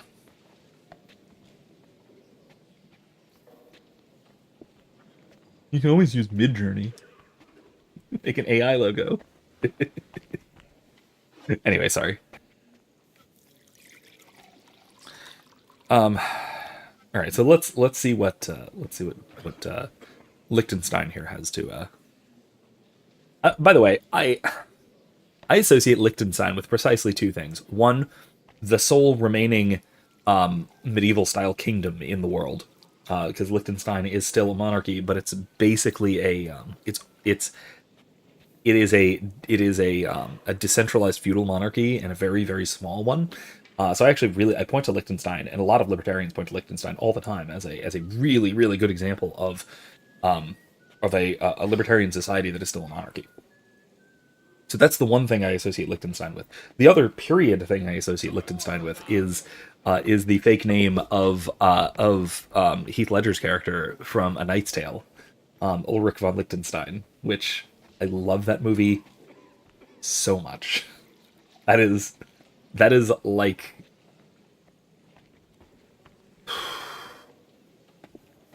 top 20 favorite films. A Knight's Tale. It's really good. It's aggressively 90s, but I still love it. Micronation. Yes. Liechtenstein. Modern Liechtenstein, I should say. All English outside American English is incorrect. No, it's just different. In some cases, different dialects. That's all. Or it's just weird. Chris says, I know this is too late, but all I can think of to current mind is early mid-19th century English Regency upper class accent a la Bridgerton, which is, I think, that qualifies as received pronunciation. It might not, actually, now that I think about it. Regency, I think, is technically distinct from received, but I could be wrong on that. I think it is, though. Anyway, let's see. It depends what it's all about. A little delicate diplomacy. I expect we can agree that Jobst's plan has certain shortcomings. That's a weak word. And the way it stands at the moment, he'll never get the support of the council. But I have an idea how to change that. Well, I'm curious how you hope to shut Zizka up and satisfy the ones who want peace. We'll sit and wait quietly until Sigismund withdraws of his own volition, as Jobst proposes, but we'll be waiting in the military camp of our huge new army. What huge new army? What army are you talking about? I think there's a flaw in your plan, which involves recruiting a huge army. When Sigismund sees that, he'll be off to Hungary all the sooner. At a gallop. Exactly. Sigismund's army is demoralized and weakened. And besides, he's running out of resources. He's able to tackle fortresses that aren't able to defend themselves, but he won't engage an equal force on the battlefield. Interesting. He can't retreat either. That would be a disgrace. And that's exactly why we'll wait until he's called back to Hungary by events there. For the plan to work, we need allies, their money and their determination. We've already set the ground for it. We just need negotiators who will push the right people in the right direction. Okay, you saying you set everything in motion even before Jobst? More like in parallel, but without his knowledge. If we find support and make it look like the whole thing was his idea, we'll all win. Okay, so another interesting thing about, again, time period and weaponry. Excuse me, which I realize I've been talking a lot about, but whatever. Fascinates the hell out of me. It's cool to see the transitionary period between the Bollock dagger and the Rondel dagger. Because you distinctly see old-fashioned people and poorer people having Bollock daggers, because those were extremely prominent in the century or two leading up to this point. But you see a lot of the nobility and extremely wealthy people having Rondel daggers, which were a relatively new development at this point in time, like within the last few decades. I actually kind of... It's hard to say which I actually like better. Okay, I like a nice Quillen dagger, if I'm going for a dagger, which is older, and then came back into fashion after the Rondel dagger kind of fell out of favor. But I like Quillen daggers more so than either. Personally, just in terms of aesthetic preference. But whichever, it's interesting to see the kind of technology like that in transition. I like seeing it. I like it sets it nicely within a time, which I enjoy from a sort of world building fictional perspective. Says, so the English are the people of the English of the people of the Ton in Bridgerton historically would have been what would have been considered the received pronunciation of the time. It likely wouldn't have sounded like it does in Bridgerton, as it's more like our own modern received pronunciation accent than it would have actually been. When did Bridgerton take place? Actually, I've never seen the series. I've only seen bits and pieces, like clips and things. It's late 19th century, right? In which case, in that case, if it's, Edwardian or so, I think that is separate from what we would think of as, quote, received pronunciation. I don't think received pronunciation was technically a thing then, was it? Because I think of... The accents used in the show remind me a little bit more of that late 19th century. Oh, okay, so between 1813 and 1817. Okay, so that does seem a little anachronistic. Because I think, again, from what I've seen, I haven't seen a lot, but from what I've seen, I would peg the accent to sometime in the probably Edwardian period, maybe Victorian, certainly late 19th century, not that early. So yeah, the accents were probably a bit anachronistic, but that's, you know, it's hard to do historical fiction without at least being to some degree anachronistic. You're going to be baking in modern assumptions to communicate ideas to the audience, and there's nothing wrong with that. Again, if it successfully communicates an idea to the audience, then you're golden. It makes sense. It works. It does the job. I mean, for example, when I run Forgotten Realms, D&D in the Forgotten Realms, I I try and assign accents to different places and different peoples, based on not how I think they would develop in that world, but rather based on, what real world accents. What real world accents best associate with particular cultures and places. So my favorite example of this is I use a transatlantic accent for the city of Waterdeep. Because Waterdeep is the City of Splendors.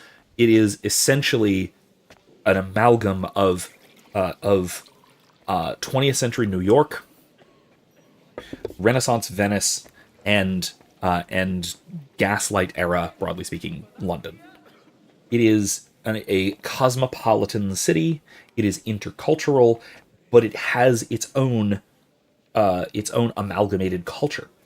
And so, what better way to convey that, especially the because it's also technologically, magically, wildly advanced compared to a lot of the rest of the Sword Coast and the rest of Forgotten Realms. And so I think that the transatlantic accent, which is a fully artificial accent invented in the 20th century to sort of equate and bring together American and British pronunciation, I think that works spectacularly well for a city like Waterdeep. But it makes no sense whatsoever for that accent to have developed organically in that world, but I don't care, right? It conveys the right ideas. And that's what we're going for, right? That's why we use imagery, symbolism, and, of course, accents and language in our literature. I use literature here very broadly to include games, film, plays, movies, as well as novels and such.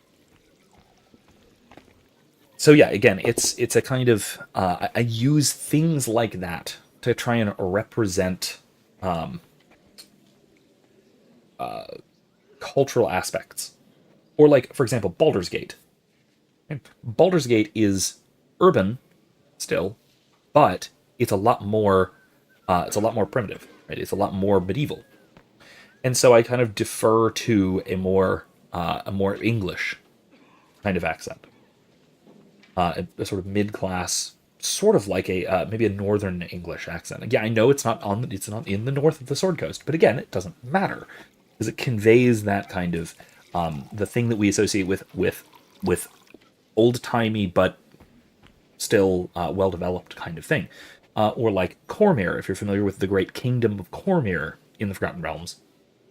It is essentially it's Arthurian legend, but also a great honor culture and a grand united kingdom, full of chivalry and politeness and a warrior culture, all rolled nicely into one. And so I use French. Broadly speaking, I use a French accent for Cormyr because it is very much the it's similar to, for example, Toussaint in The Witcher, which of course uses French, because not because that language, that accent or that language would develop in that area, in associated with in relation to the surrounding kingdoms or whatever. But because we associate certain ideas with the French language and French sounds. So I love using that sort of thing to convey ideas. Any of my current players in my current campaign, in my own homebrew setting, will find that I almost subconsciously lapse into a Brooklyn accent for bandits. Because, it's... And to the point where my players will try and, will do things like listen to...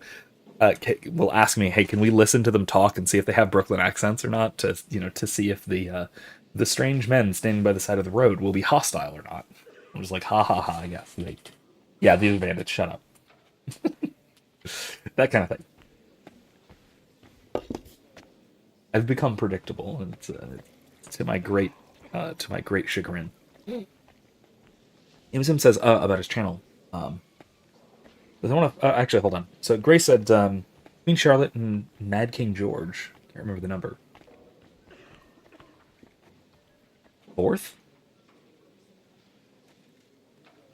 Early 19th century. George IV was Mad King George, right? I think. Maybe I could be wrong about that. I don't know that period of history too well. There was a monarchic couple during the period in the show. Interesting. Okay. Again, I don't know that period too well. So. Imsim says, I want to focus somewhat on the Old Testament and how the Old Testament is the New Testament concealed and how the New Testament is the Old Testament revealed. I love that trope. Go into Grant Petrie. Well, maybe even see if once you build an audience, see if you can talk to him. That'd be really cool. But he does a lot of that typology stuff, which is very fun. I love that kind of thing.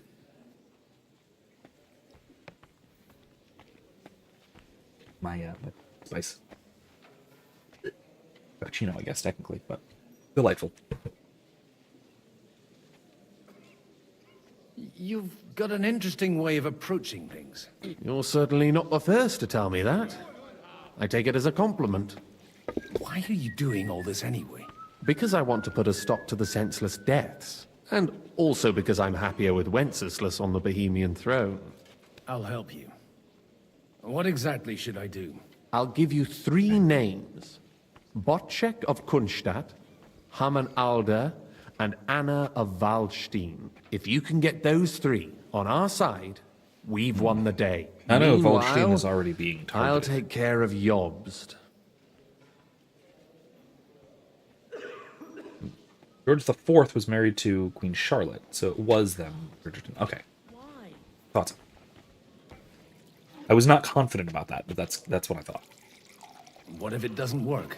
I refuse to even consider that outcome, because it would mean slow but certain defeat for all of us.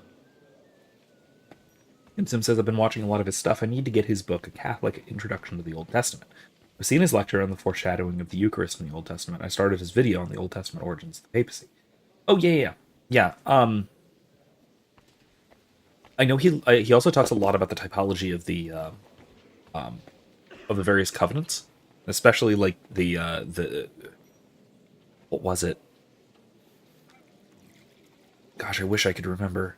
There was an article of his that I really liked, and it was comparing. It was looking at a lot of the typology of the Exodus to the New Testament. And he was talking about the ministry of Jesus, especially tying in the Eucharist, of course. But there was a bunch about the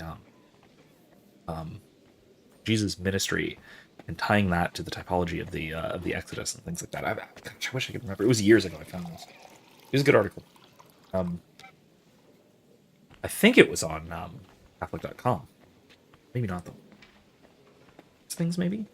It was, again, a long time ago. I only vaguely remember.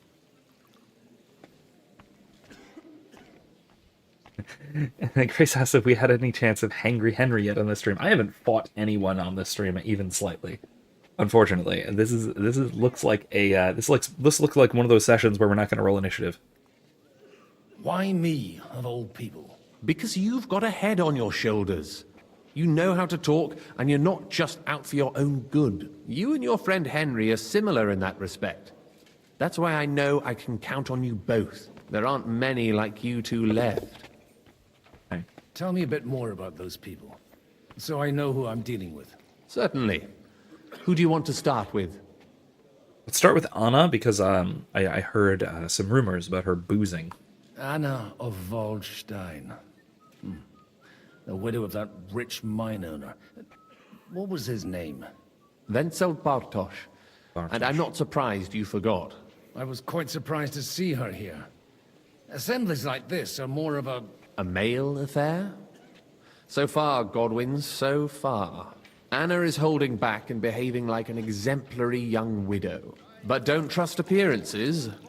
She's got claws, she knows how to do her sums, and she certainly has no love lost for Sigismund. And what use can she be to us?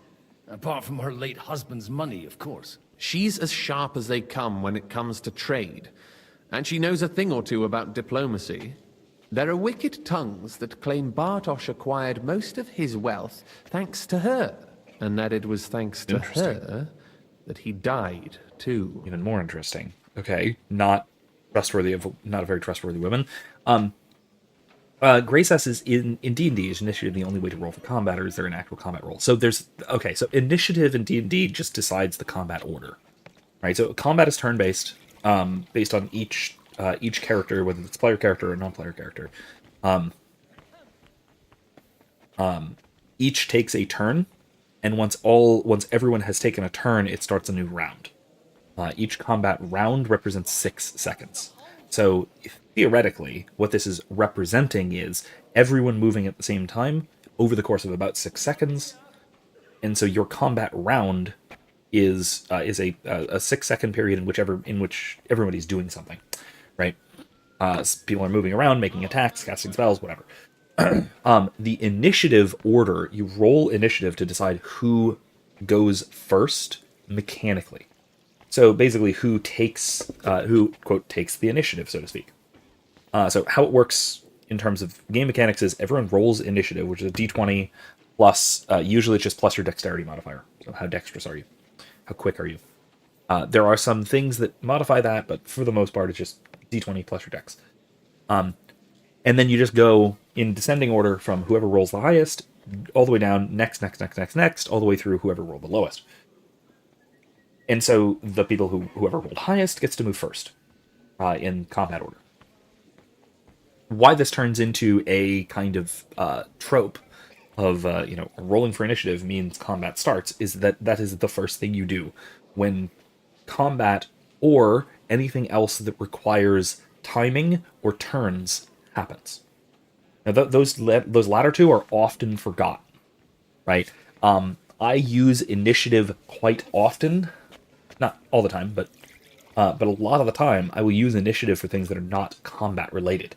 So if anything is timed, in other words, you have a certain amount, right? You have to say the party needs to work together to solve a puzzle where that time is a factor. You only have so much time in order to say disable this trap before something bad happens, right? Before something explodes or the ceiling falls or whatever. You have 1 minute, say. Well, 1 minute is 10 combat rounds. So everyone rolls initiative, and so you each take turns doing, okay, what are you doing first? Then what are you doing first? Then what are you doing first? Okay, next round. What are you doing? What are you doing? What are you doing? Next round. And you have 10 rounds, say, to solve the problem, right? This can also just work in terms of who gets to act first. I've even used initiative for diplomacy, right? So if something is a kind of like a debate, like if it's a social encounter, and we have to decide who is going to try and convince, like if the party and NPCs are trying to convince, say, the local noble of something, well, who gets to speak first? I'll just have everyone roll initiative for that. Who says something first? Who manages to get their words in first? That can have a serious advantage. Even if like combat rolls or skill rolls aren't necessarily involved, it can still be useful to figure out who gets to speak first and then who has to respond to that. Is there a usual character type order for who goes first? It is purely from initiative, but your initiative modifier is based on your dexterity. So more dexterous characters tend to go first, and those tend to be like the like sneaky types, ranged types, that sort of thing, like rangers and rogues. Most of all, they tend to go earlier in initiative, whereas the big armored fighters, like heavy armor tanks, don't tend to have high initiative modifiers because they usually don't have a high dexterity score, so they tend to go later. That's But initiative is quite swingy because it's a d20, and modifiers for initiative usually only go between like -1 to 5. On rare occasions, it can be higher than that if you have a special class ability or something. On very rare occasions, it can be either lower than that, or you might have disadvantage or something, so you have to roll twice and take the lower. But realistically, modifiers are really only go from like -1 to 5. Right? And a d20 is a bigger range than that. So the really bulky, slow tank could roll really high, could roll a 20, and take a -1 and have a 19 on their initiative, and could go before the rogue, who might have a +5 but rolled a 1, so their initiative is 6. Right, so the 19 goes before the 6. So it's entirely based on the roll. Now there are other ways of doing this.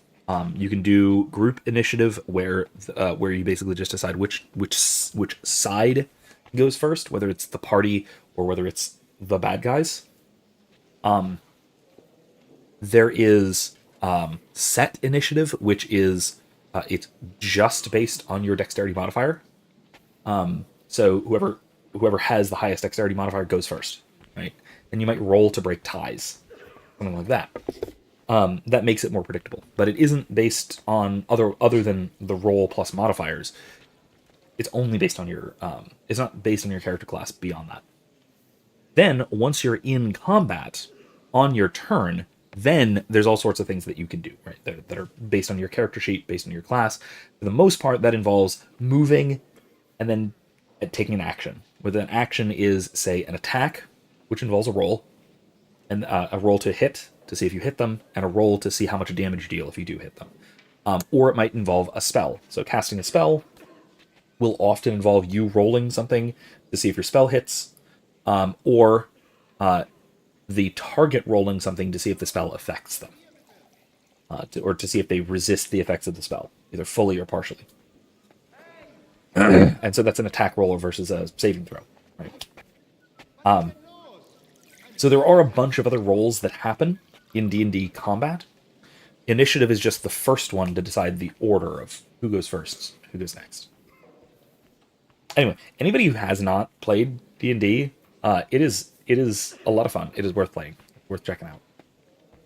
Especially if you. Here's my sales pitch for playing tabletop RPGs, D&D or whichever. As kids, all of us, used to be able to just play imaginatively, even together. We had, as kids, a collective imagination with whoever we were playing with. We could very easily just coordinate together. Oh, we're playing this game. We don't even have to really say it. And we can just play it. We can imagine a game, imagine a scenario, imagine a world together, and play together in that world. It came as naturally to us as breathing. As you get older, that goes away. We calcify. We solidify into our real lives. And so imagination is much harder once you grow up too much. And most of us have grown up too much. Usually happens to most of us once we hit puberty. Some of us it happens a little later, some of us it might happen a little earlier, but it happens. Right? And this is a neurological thing. This isn't just a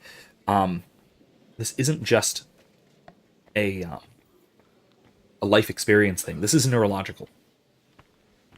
As our brains develop, we set in our neural pathways, and even our brain chemistry significantly changes, so that we have a much harder time imagining in this way, especially in an interpersonal, sort of connected way. What D&D and other tabletop RPGs do is they relieve some of the burden of imagination, especially of the collectivization of that imagination, by setting up rules of how the game or how the setting or how the scenario works, and codifying those rules into mechanics, into pre-written descriptions. That eases the adult mind into a kind of collective imagination. And so D&D can, at its best at least, turn into the kind of imaginative play that you probably remember doing when you were, 5 to 10 years old. You might have gone to the park and played with 100 other strangers, kids your age, roughly your age, and had the best time in the world for hours. Because you were all doing something. You were knights going on a quest. You and a dozen other kids were knights going on a quest. Or maybe you and a bunch of other kids were out watching and then maybe even hunting dinosaurs. And those other kids over there, they're the dinosaurs. Now they might not know that, but it's okay. You're just watching their strange dinosaur behavior. You're on a dinosaur safari, you and these other bunch of kids. And you could do that for hours. You could do that forever. We as adults would get fatigued with that sort of thing because it's unnatural for our brains, the way our brains are set up, to maintain that kind of collective illusion. The rule sets for D&D help that. And so you can do that sort of thing. You can play a game like you did when you were a kid. And the rule set facilitates our ability to do that. And I think that doing that is, first of all, a lot of fun, but then also it stretches out that imagination that is rigid and calcified as an adult. And that, I think, is absolutely worth doing. So, do it. Check it out. Have some fun. Use your imagination. That's... There's my pitch. Do it. I might have to clip that. Somebody remind me to clip that. Games of Past, D&D set in the Old Testament. What classes would there be? There could be the same classes. I mean, it's easy enough to just have roughly the same classes and just do it that way. You might have to have some really specific things, right? You can do something like having clerics be priests, right? Levites, say. You can have druids being pagans. Like specifically, pagan magic users. You can have you could then put warlocks as, say, priests of Baal. The evil pagans, the pagans who are opposed to the Lord, kind of thing. You can even then have, say, wizards or maybe sorcerers be something like esotericists or Kabbalists, something like that, which is a little anachronistic, but it fits. It fits thematically. Now that might have to be, might have to be an NPC class. Something that is negative, nasty, bad, forbidden. But it's on the table. It's there. It could be part of the world. But then also you can just have the basic, especially the martial classes. Paladins and rangers. I mean, rangers are just. Rangers' spells can easily be sort of reflavored as not magic per se, but more like knowing your way around nature kind of thing, right? That can easily be reflavored. You could do that, having it depending on what part of the Old Testament you want. But a ranger could well be a holy warrior, or just a warrior of Israel who is kind of an outlander. A paladin, any of the Old Testament heroes could very well be called a paladin. As I'm gonna put a link to this. There's a good video by RPG Pundit. If you, I don't know if you follow him. If you're at all interested in D&D, you should. Had a video recently, like a week or two ago, on paladins. And about how paladins really only make sense in a monotheistic setting. I think I agree. If you have paladins of this or that deity, or even paladins of this or that cause, making sense of how their dedication gives rise to magic doesn't quite work.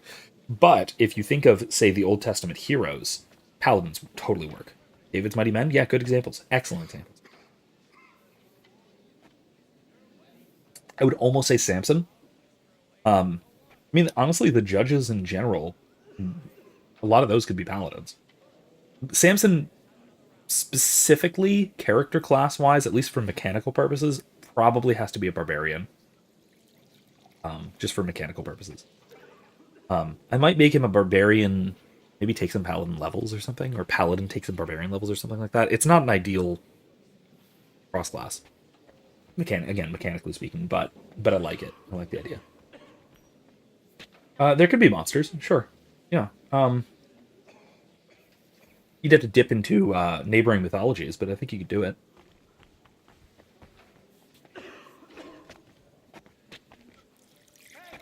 Barbarians could be Philistines, maybe Celts who did exist. There were Celts in contact with Israel, though. The Israelites, as far as I know. Well, that's the thing. Don't assume that culture equals class, right? Class in D&D is a set of mechanics. That's the only real way to look at it, right? The reason I say druids match well with sort of pagans, broadly speaking pagans. I'm thinking especially of the Egyptians, right? Is because of the specific sorts of magic that druids do matches well with a lot of the stories we have of ancient pagan tribes from the Old Testament. Whereas warlocks have this connection, this specific connection to their patron. They derive power from that patron. That's all baked into the class. And then also the way that they cast their magic, it fits well with the more sinister pagans in the Old Testament. So again, that fits quite well. As far as like whether this or that particular hero is a fighter or a paladin or a barbarian or a ranger, that could exist on any in any group, any people group. It's really more of a matter of what the specific character does and how they do it, rather than this faction is the faction that has the druids, or that faction is the faction that has the clerics, right? Something like that. I mean, you could theoretically just play a Levite who's a druid. It's just that the specific kinds of magic that you have, again, these are miraculous gifts of the Lord. You can still have that be what it is. It's just, here are the things that you can do. You can transform into an animal. You can cast these kinds of spells. You have power over nature, right? I would almost say Moses could be a druid, right? Because a lot of Moses's miracles, a lot of the miracles that Moses does, or God does through Moses, blah blah blah, whatever. A lot of the miracles that are imputed to Moses are best described as druidic from a D&D perspective. I think that makes sense. I think that would be fine. I could build Moses as a high-level druid, roughly speaking.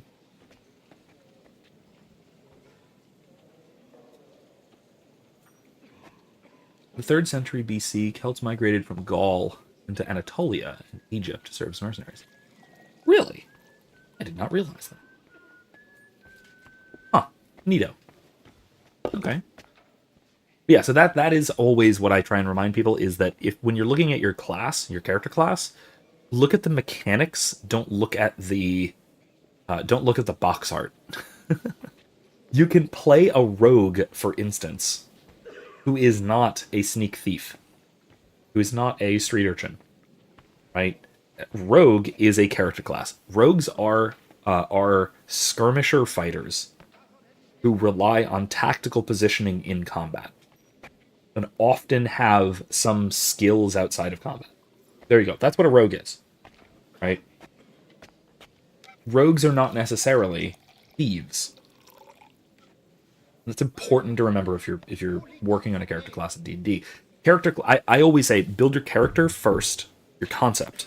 Then pick what class allows you to do that.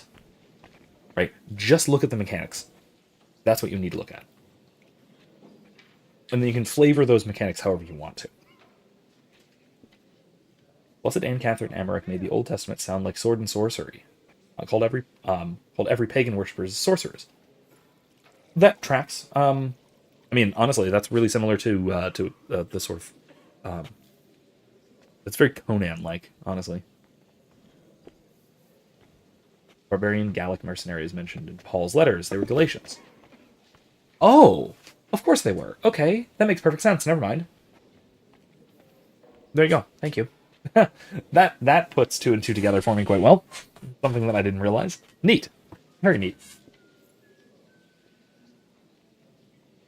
At that point, they'd settled down, but in centuries prior, Imsim says, they were mercenaries in successor kingdoms of Alexander's fallen empire, such as Ptolemy's. Really? That's okay.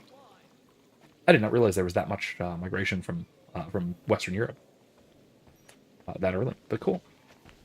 I mean, I should have figured once the Alexandrian empires, or Alexandrian kingdoms were set up, there was enough nobility around the Roman Empire and around the Near East. I want to go back to an earlier question. Imsim says, should Catholics ever say Baruch atah Adonai Yeshua Mashiach Eloheinu Eloheinu Melech ala Olam? There we go. My Hebrew pronunciation's wacky. I apologize. Blessed are you, Lord Jesus Christ, King of the universe. Yeah, I mean, that's this Sunday's feast, is the feast of Christ the King. Sure, if you feel like speaking Hebrew, you always can. I don't see why not. I prefer Latin as a liturgical language, but here, you can. Nothing wrong with it. Now, I will say, it does feel a little bit, I don't know, evangelical Protestant to use Hebrew in that way, liturgically or in worship. It does feel a little bit evangelical Protestant because they tend a little bit towards Judaizing, and I tend to think that it's mostly because they don't have the kind of liturgical tradition that Catholics and Orthodox and even High Church Protestants have. So they feel the need or the desire to make up for that. They want a cool liturgical language, like we've got. They got a kind of FOMO, if you will, but fear of missing out on cool liturgy. And so they pick up old Jewish traditions, and so they call Jesus Yeshua. Stuff like that. Imsim says, I've always seen Latin, Greek, and Hebrew as liturgical languages, since they were nailed to the cross above Christ's head. Okay, yeah, no, good argument. I think we spoke about this once, how that Acts sanctified those languages. I don't remember talking about that, but I buy it. Always thought Hebrew Catholics should have their own right. I don't know if there's enough of them. Maybe, though. I just don't know if there's enough of them. But frankly, most Palestinian Christians are Malachite? Or, what is it, Syro-Malabar? I think? Or they're Orthodox. What? I forget what branch of Orthodox most of them are, but if they're Catholic, they're usually, what is it, Syro-Malabar or Malachite? I forget which rite. But they're an Eastern Rite Catholic, or they're one of the Orthodox churches that already exists. So there isn't really much of a need for a separate rite, I don't think. Grace says, I've had 3 D&D characters: Tiefling, Scholar, Warlock, Dark Elf, Noble, Shadow, Sorceress, Half-Orc, Barbarian. Half-Orc, Barbarian, classic. And of course, Tiefling, Warlock, also classic. Maronites use Aramaic. Yeah. Yes, that's right.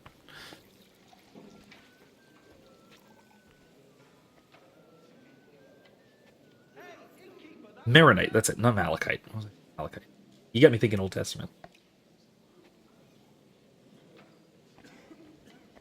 Yeah, Grace, if you haven't played especially I would say a campaign, like, I know Eric is often looking for players. I'm not at the moment, unfortunately. Otherwise I might extend patience, but Erica's often looking for players. She's very often running a new game. I don't think right now, but often. And then of course, I mean, you can always ask around on the server if anybody's starting a game. You are running 2 games. I'm not going to make you do another one. I apologize. I apologize. Just saying, in the future, when you end one of those and you start a new one, There you go. And then of course there's always other people in the server who are playing and running and starting, adding and whatever. So yeah, if there is a campaign spot that opens up, give it a go. Absolutely give it a go. All right, let's get back into this. I actually want to finish at least this conversation before midnight. Wojciech of Kunststadt. I know the name, but I can't quite place him. That's just the thing. He's got massive estates, great influence, but he holds back. He doesn't play the big game because he doesn't like to take risks. He always goes for the sure thing. But once he's made his mind up, not even a pair of oxen will hold him back. Okay. So Wojciech I've got to convince that supporting Wenceslas is a solid, stable option. Anna is a conniving serpentus, so to speak. Imsimp, Erica's homebrew campaign setting is rather...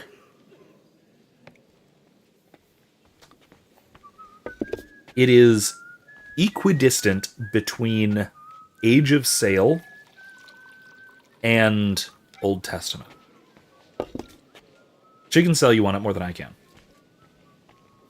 But it is equidistant between Age of Sail or Age of Exploration and Old Testament. It's a really cool setting. It is a really cool setting. And not to toot my horn, but my horn goes toot toot sometimes. My setting is also sort of Old Testament-ish. It's more like, the way I describe it is medieval fantasy in the sense that it is fantasy of a medieval culture, right? So it is that ancient imagined past of the medievals. And so it's 13th century technology, 13th century culture, but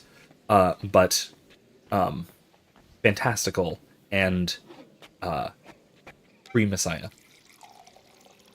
So it's a little bit of it has some modern fantasy stuff because I still use D&D as the game system for it. But it is it a lot of the mythological and cultural assumptions are far more medieval authentic than modern high fantasy type thing. Within reason.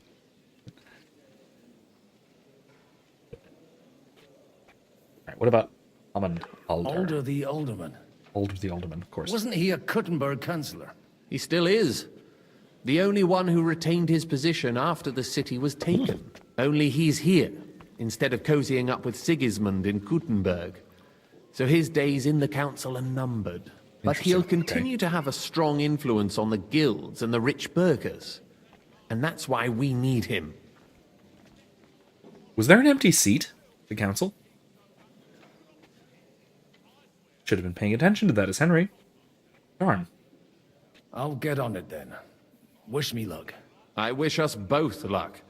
Before the day is over, the die will be cast. All right then. I'd rather discuss those alliances sober.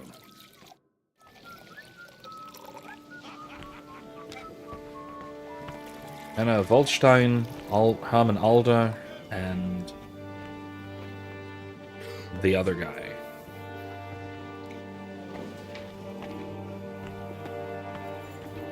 Wojciech. Who's this kid? Who's this lady? There's Anna. Huh. God be with you, noble lady. There's something I'd like to ask of you. God be with you. What would that be?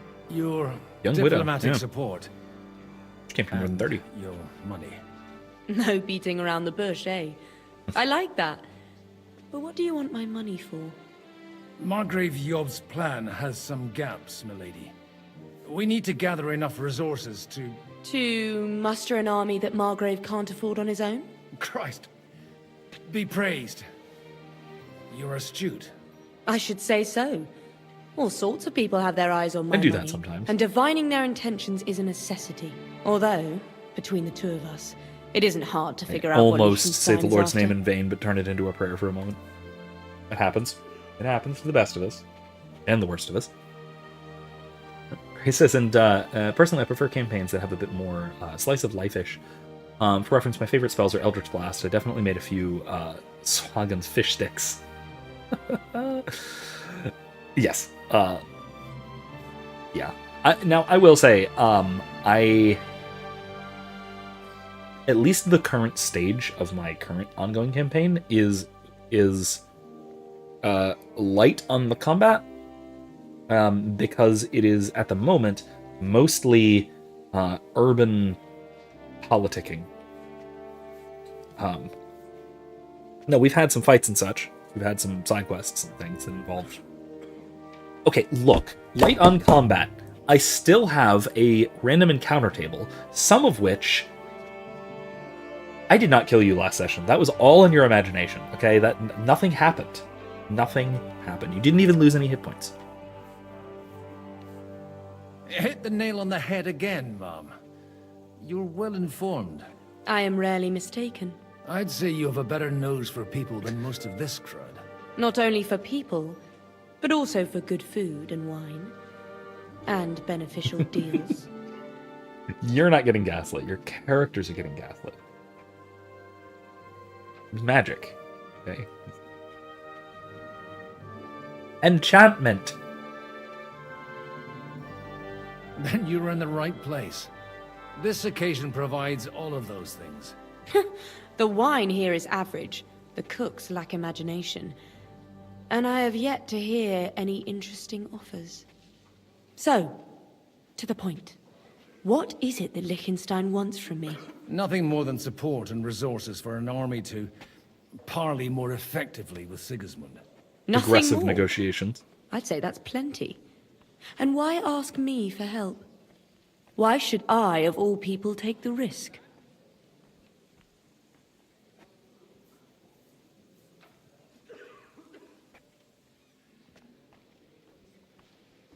I think we'll go with this one, but yeah, Imsynth,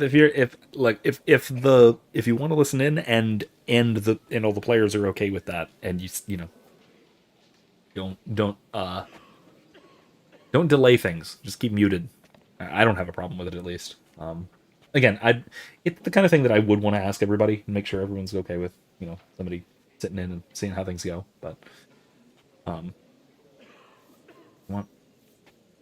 don't mind, but again, it's one of those things where I would want to ask, because not everyone likes an audience. You never know. He says the only reason I choose Arms of Hadar as a spell is the kitsch of using the tentacle song as its incantation. My friends in that campaign were all shitposters. Okay, yeah, that's. Warlocks are fun. I have played a couple of Warlocks. It is a very fun class to play. Both for the silly tentacle flavor, but then also it is just a really fun magic using class. It can also be really gishy. It works really well, especially Hexblade, but not exclusively. Warlock is one of the few classes that can do really, really well combining combat, like melee, like fighting combat, with spellcasting. It really comes down to warlocks and bards. Bards are also really good at that sort of thing. They can fight and they can do some spellcasting, mostly like support spells and stuff. But excellent. Even better if you can combine the two, which I have done. That one was delightful. The build is called a Hex Bard, if you're interested to look it up. It's Hexblade and College of Swords Bard using the 5.0 rules. They jive so well together. Spectacularly well together. It's not only your money we're interested in. You're well able to negotiate and trade. And if you were to take part in our plan... Then I'd be helpful to you on two fronts. If you want me to support you, you must give me a good reason. Perhaps a favor in return. Do you have something in particular in mind? Well, one of the guests here has something that shouldn't get into the wrong hands. Who's that? Harmon Alder. Oh boy. Now, if you were to switch these papers for the ones he brought with him, I would support your proposal. I'm gonna have to choose between these two, aren't I? Okay. Have you fallen out with the town councillor? No. Alder is innocent in the matter. My relatives from the House of Bartosz are behind it all. They're disappointed that I dared outlive my husband, and the fact that I'm handling his estates makes their hair stand on end. Okay. And these papers I'm supposed to switch, what do they concern? My relatives somehow dug up some trade contracts between myself and certain undesirable parties. You were dealing with the enemy. They were not the enemy at the time. My conscience That's is fair. clear. That's fair. But I'll rest easier when those papers are in my hands. I'm supposed to rob an ally. Harmon Alder was given the documents to deliver to the council. He hasn't yet had a chance to look at them, so he won't even notice the difference. Okay. I mean, I don't see the particular harm in this, unless the fake papers are incriminating to him. And the papers I'm supposed to plant on Alder? Just insignificant documents. If the incriminating ones disappeared without a trace, it would arouse suspicion. All right, I'll help you. Or at least I'll give it a try. Alder will surely have the papers in his saddlebags, which he left in the shed on the outer courtyard. Bring them to me, and put these there instead. But watch yourself. Odorim's groom has eyes everywhere. Okay.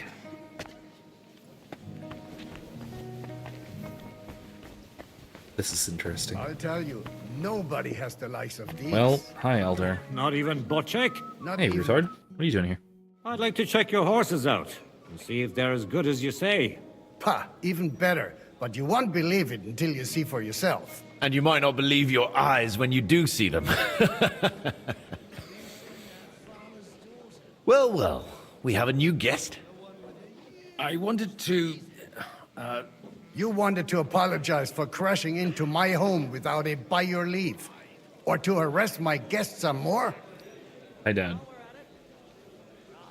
I want to have a word with Alder. Well, I'm having a word with you. I apologize, Father. For interrupting our conversation? Or just for being you? Is that your... Unfortunately. Speak up then. What are you doing here? We'll talk later and in private. Right now we have more important things to attend to. Don't try my patience. Why so strict, Martin? 20 years ago, he was nothing but a cheeky brat, only interested in wenches and booze. I got him a place at the Archbishopry to have some sense beaten into his head. Only it wasn't long before they kicked him out. And then I find out he's settled in some backwater parish in Sassau. But he took his boozing and whoring along with him, lost everything, and then came creeping home again. Huh? Try saying it again a little louder. They A might little not have heard uncharitable. you in the outer courtyard.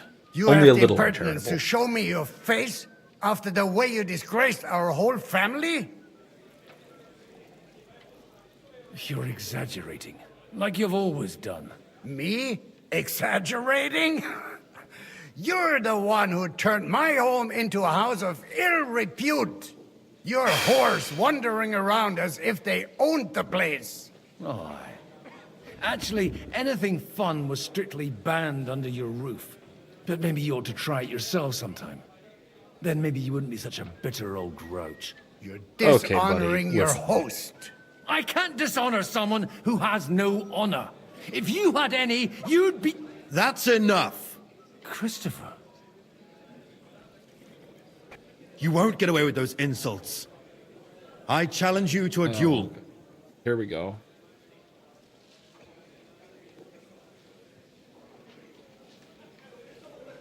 Ray says the worst part of that D&D campaign was probably that we always ended up in spaces using arms of Adar that would have killed both enemy and party.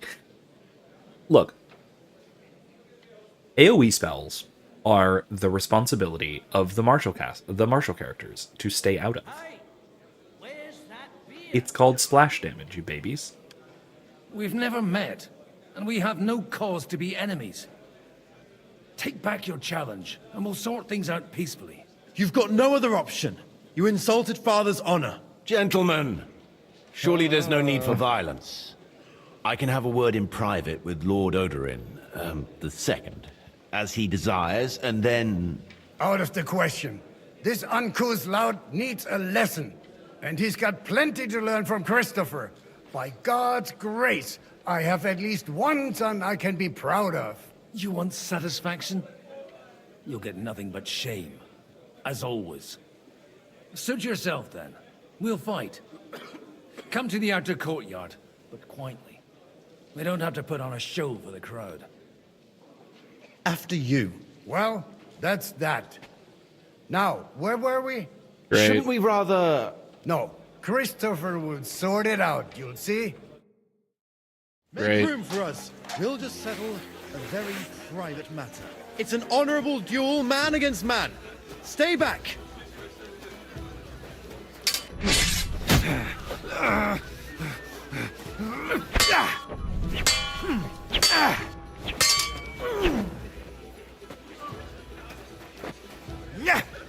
Sacre! You're fast. Oh, I can. Cover your right They side! teach you that in the seminary? You've got a gap there I can drive a cart through! Ow. Wanker!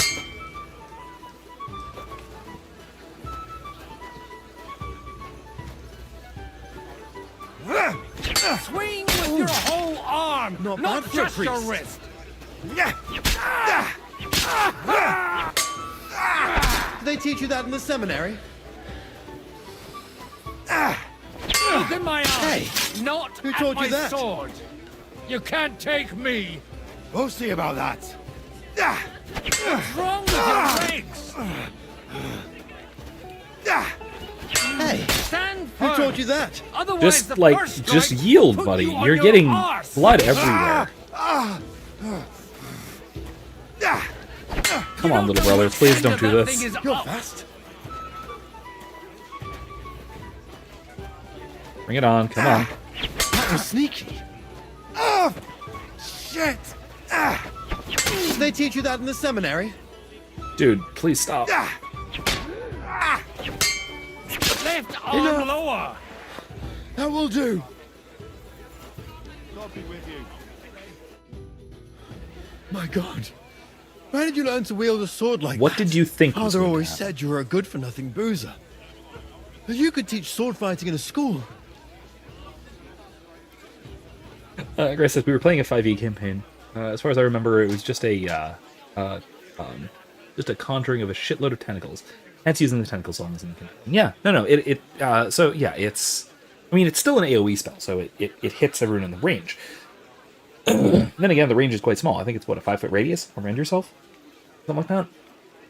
So I mean, if you're standing next to your allies, they should know better than to stand there. I'm just saying. I was in a war, right after they kicked me out of the archbishopric. And you ought to know yourself. Not all the faults that Father sees are real. Aye. Well, I apologize for going off like that. I had to, so that... So Father would be satisfied. I know. Only he'll never be satisfied. The sooner you realize that, the better. I thought he was the way he was because his first son let him down. And he hoped at least his second would become something. Well, I mean, yeah, kind of. Not at all. I remember him the same since I was a nipper. When I was 6 years old, I fell off a horse and broke my leg. He wouldn't talk to me for a week because I'd let him down. Good The lord. first time he took me hunting. He let me starve for 3 days until I was able to shoot my first hare. Dude. Only 3 days. He got soft. I always wondered who you were. There was never much talk about you at home. Look, I really did fuck up everything I could.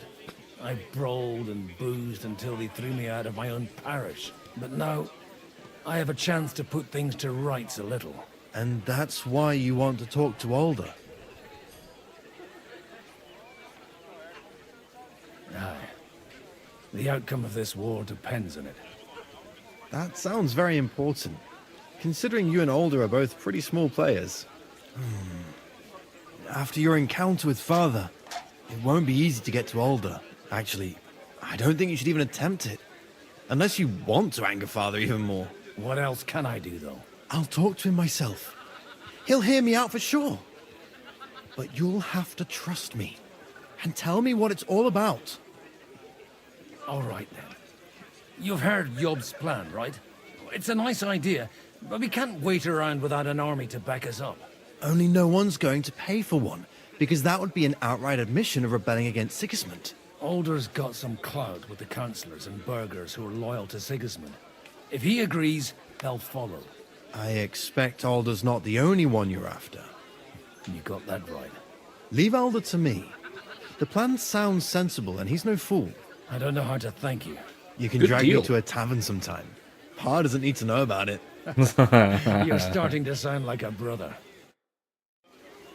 All right, you know what? That's good. I'm glad we had that time together.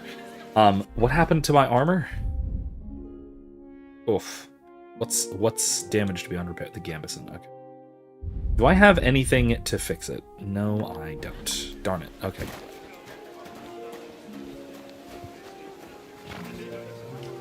What brings you here? God bless. Aren't you a bit bored? What's your problem? The horses are fed and watered. I'm not idle. God forbid. But standing around here must be a pain in the arse, no? You might get thirsty. Not really. What of it?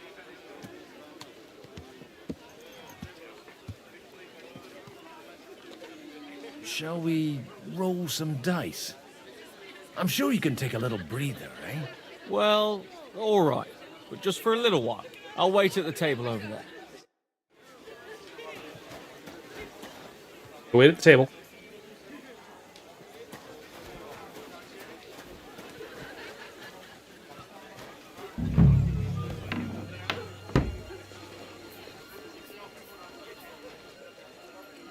I need that.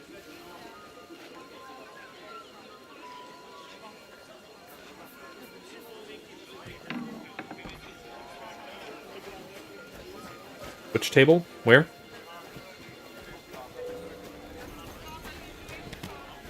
Ah, yeah, let's play some dice. Greetings. Greetings to you too. Maybe you're not playing for the first time, but you can't beat me.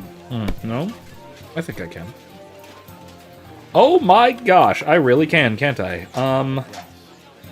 Should I risk it? No, I'm gonna call that. I'm not passing this one. Why did I even pick up those dice? Busted at the first round, what is this?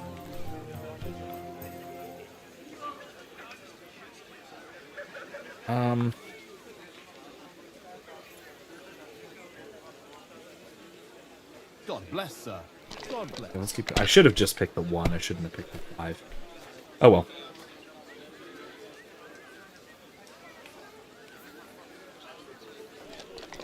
God be with you, my friend. God be with you. Ooh. Oh, Yeah. well, okay. Risky move.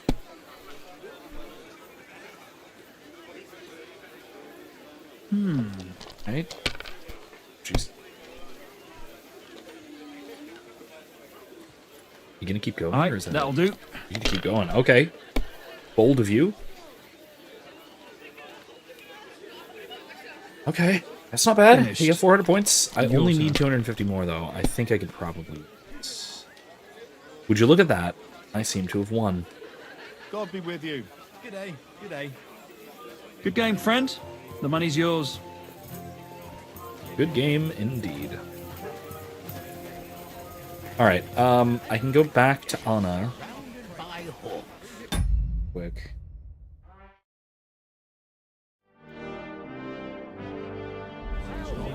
meeting you. He looks Hey, more like Radzik. a wet hen to me. Devil. It's quite unusual to see him cornered like Oh, this. you love the dice game, you mean, or last groschen. He's this game in total? stage Because I do love final Arkle. It's very fun. May I have a word with you, sir? You? Anytime. With you, at least, there's some sensible conversation. Unlike this pack of conceited upstarts. Young Lord Capon is finally free again. Let's hope he'll take better care of himself now. He got a harsh lesson. But at least he might remember to lay off that tomfoolery of his for a while. But if not, war will make a man of him soon enough. Do you think there's really going to be a Evening, war? class. How you doing? I mean a proper one. Not just sitting around and talking about it. I sincerely hope so. Whoever sits around risks nothing. It's time to get off our asses and take I action. mean, that's not always a bad thing, risking nothing. Have you got something against the Kuttenberg nobles? Their forefathers lived up to their ears in dung. But thanks to the royal mines, they were born with silver spoons up their asses. We've got a couple of different And they daggers that I think was that talking can about. turn their I didn't blood realize blue. that Surely Hinek they're not is a all- Quillian dagger. And My they favorite. are our allies. Broadly speaking. Allies or not, Because we got someone a ought to show them Connor's has their got a Bollock place. dagger. Hinek has a Quillian dagger. I thought Ranzig had a Rondel dagger, but I could be wrong about that. What do you think about Jobst? Are you testing me? Or maybe he just doesn't have a dagger. Jobst called That'd this be odd. assembly and he wants things to turn out well. We have to trust him. To turn out well for whose benefit, though? Ooh, Some spicy. are up to their elbows in silver and blood, so others can live in freedom. Better make sure you're among the latter then. And in the meanwhile, help the former to keep their losses to a minimum. No, we were playing as the priest. What's his name? What's his name? Forget. Honestly, I can't remember his name. What is his name? Godwin. That's it, Godwin. Yeah, we're playing as Father Godwin for this short segment of the game. I don't actually know how short, but I assume it's short. Okay, actually, hold on. I was talking about this last week, or 2 weeks ago maybe. So Radzig's sword here, this thing. Look at this thing. What's the matter? Sorry for crouching. Isn't that like that? Henry needs to make him a new sword, like a nicer one. Because look at that. That, I mean, I guess the guard isn't too bad, but and I do like a good fishtail pommel, but still, like that looks very blah. Oh my gosh! Look, no, hold on. That is the same sword as the Dry Devil over here. Like that is not. That is no. Come on. No, that's no. Anyway, going over to other weapons, he's got a nice little Quillian dagger, like I was saying. I like Quillian daggers. It's probably my favorite type of, roughly speaking, medieval dagger. Favorite layout. Anyway, let's see what's up with Radzig.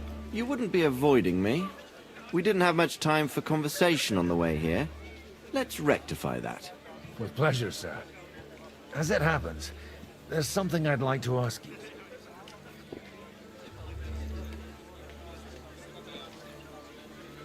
I couldn't help but notice your son has a bit of a talent for getting into trouble. Yeah.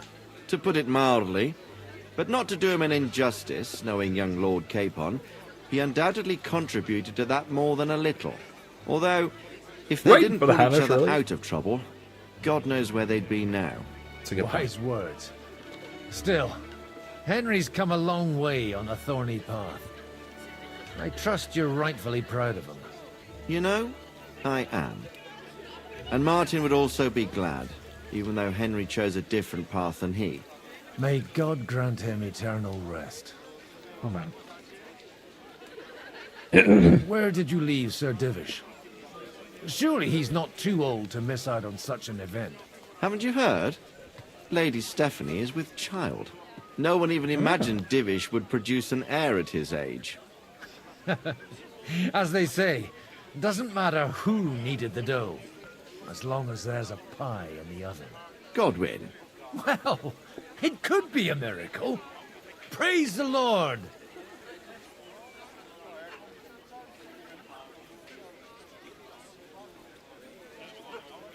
I think the implication of that is meant to be that Henry needed the dough.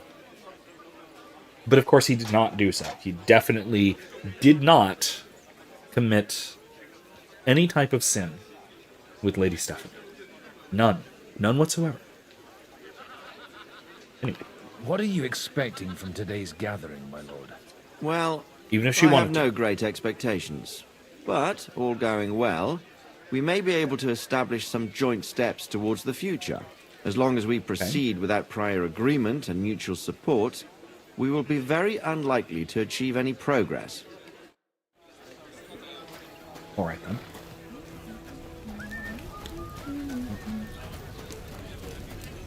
Am I hungry? I'm not hungry at all. Unlike Henry. Alright, where do I need to get to? There, right? Here? And talk about the inheritance. But your father's still alive, isn't he? Aye, but he drools all over himself. Cards. He gets this feeling.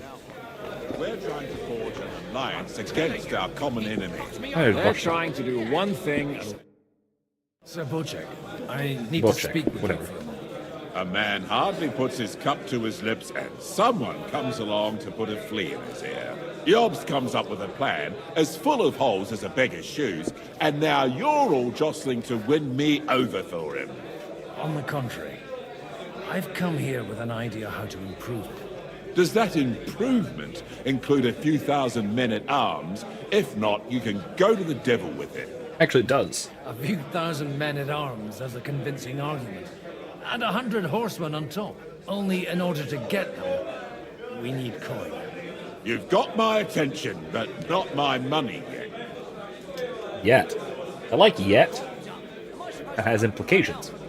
No, Klaus. Okay, so let me explain the situation. If you did not see the first game, if you weren't joining me for the first game live stream, that was a couple of years ago, so forgivable, I suppose. Relatively early in the game, Lady Stephanie basically throws herself at Henry. I assume partially because he is a young man and she is a relatively young but encroaching on middle-aged woman, and he's right there. But then also, I presume the other reason is that she's going for an heir, and it does at least seem like her husband is not supremely capable of providing them. But maybe he is.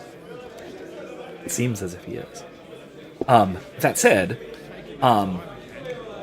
you as the player can, of course, have Henry just resolutely deny her. Or not exactly deny her, so much as just avoid the situation entirely. Like, you can just back out of that and not do it.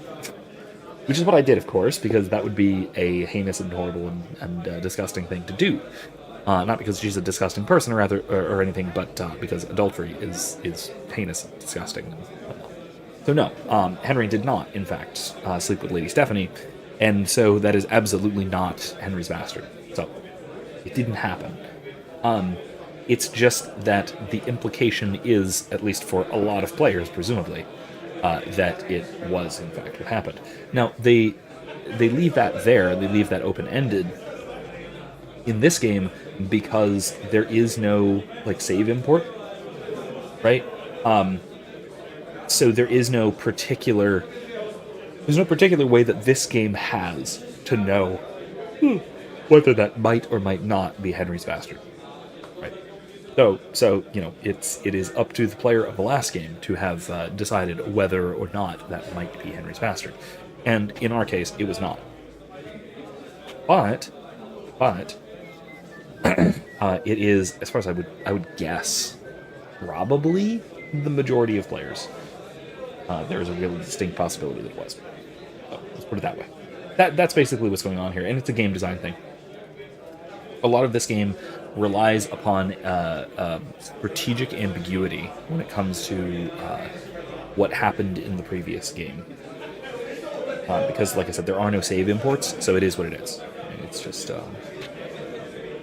we have to kind of assume that the previous game went a certain way, but no, we do. The players have to.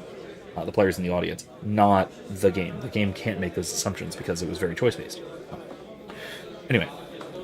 How can I persuade you? I need guarantees of security. I don't want to end up like Ruta. Of course. Once it comes to protecting property, ideals go out the window. You can talk, since you haven't got a pot to piss in yourself. If you were in my position, you'd think differently. I have a lot of property, lots of subjects to look after, and along with that, the Lord blessed me with a large family. I can't risk it all in a conflict with Sigismund. So you need guarantees that So you it does won't be seem like it left was a miracle, standing in yes, the yes, cold yes. if you openly oppose Sigismund. My guarantee is called Yitka. She's my niece. If I succeeded in marrying her off to another strong house, I'll have the certainty that I won't be left alone. Maybe it's enough to find a suitable groom among the allies. Perhaps someone of suitable standing who Yitka would also gladly accept. I don't want her to be unhappy. What about Capon? Hold on, that might be historically anachronistic, but what about Liechtenstein? I believe Liechtenstein is single. And an uncertain party. Besides, he's inconvenient for Sigismund. Yitka could end up being a pawn to blackmail both of us. Okay. Okay. How about young Lord Capon? He's a youngster still.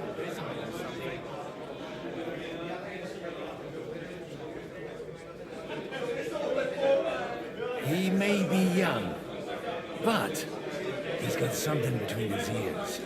He's got battle experience. And when he gets the estate that's his by right, he'll be well Speak up, Godwin. for life. If he gets it. Right now, Hanush lords over Rate and seems quite happy with that state of affairs. On the other hand, the lords of Lipa have a good reputation, and Hanush can always be relied on despite his temper. Maybe it's not such a bad Actually, wait, is this actually historically who he winds up with? It might be. I know Sir Hans of Lipa is actually Sir Hans Capon of Lipa is actually a real historical figure who was a little bit younger at this time. He was aged up for the game, but I know he did live old enough to marry. I think he old enough to marry and have children, but he did die young. I think he died in battle, if I remember right. The real Lord Capon, but not like spectacularly young. I'll convey your offer to Lord Capon. If he agrees, we can celebrate our alliance. I don't care what the young lord thinks. Hanush is the one to decide. Okay. If he agrees, I'll be happy to support your plan. Pushing a friend to tie the knot to save the kingdom. Things have come to a pretty pass. The kingdom will not forget his sacrifice. Sacrifice? Now stop Isn't that bad, really? dilly-dallying and go and tell Hanush. I'll have a jug of wine. Well, cheers to that. I will do this next time. I am going to be courteous and actually tell Hans first. Before it's midnight and I get razzed by Klaus, I am going to call it there. Dang it, you got me. You got me right as I said it. See, it's not midnight yet. It's still 11:59. You calm down.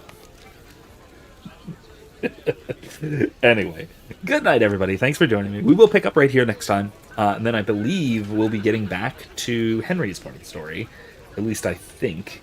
We'll actually see how this goes. I don't know where the story goes from here exactly, so we'll find out. We'll find out possibly next week. I may, however, be taking Thanksgiving week off for my regular scheduled streaming. So, I'm certainly not going to be streaming Thanksgiving night. I'm not going to be streaming next Thursday, so we are going to be missing Clair Obscure next week. This week we're fine. Still going to stream this Thursday. But next week, Tuesday, Thursday, I might take off. Do something else. I might do something else throughout the week. I might live stream something else if somebody wants to, or at some other point, maybe Wednesday night, maybe another night. We'll see. We shall see. We'll see what I got time for. We'll see what I wind up doing. Just keep an eye on Discord, social media, blah, blah, blah, all that stuff. In any case, I will see you on Thursday, though, for more Clerics Guild. And then I will definitely see you after Thanksgiving when we're back. And by definitely, I mean probably. Something else might come up too. Who knows? Anyway, thanks for joining me tonight. I will see you all next time. Have a wonderful evening. And until next time, remember, don't be safe. Be well. More importantly, be good. Good night, folks.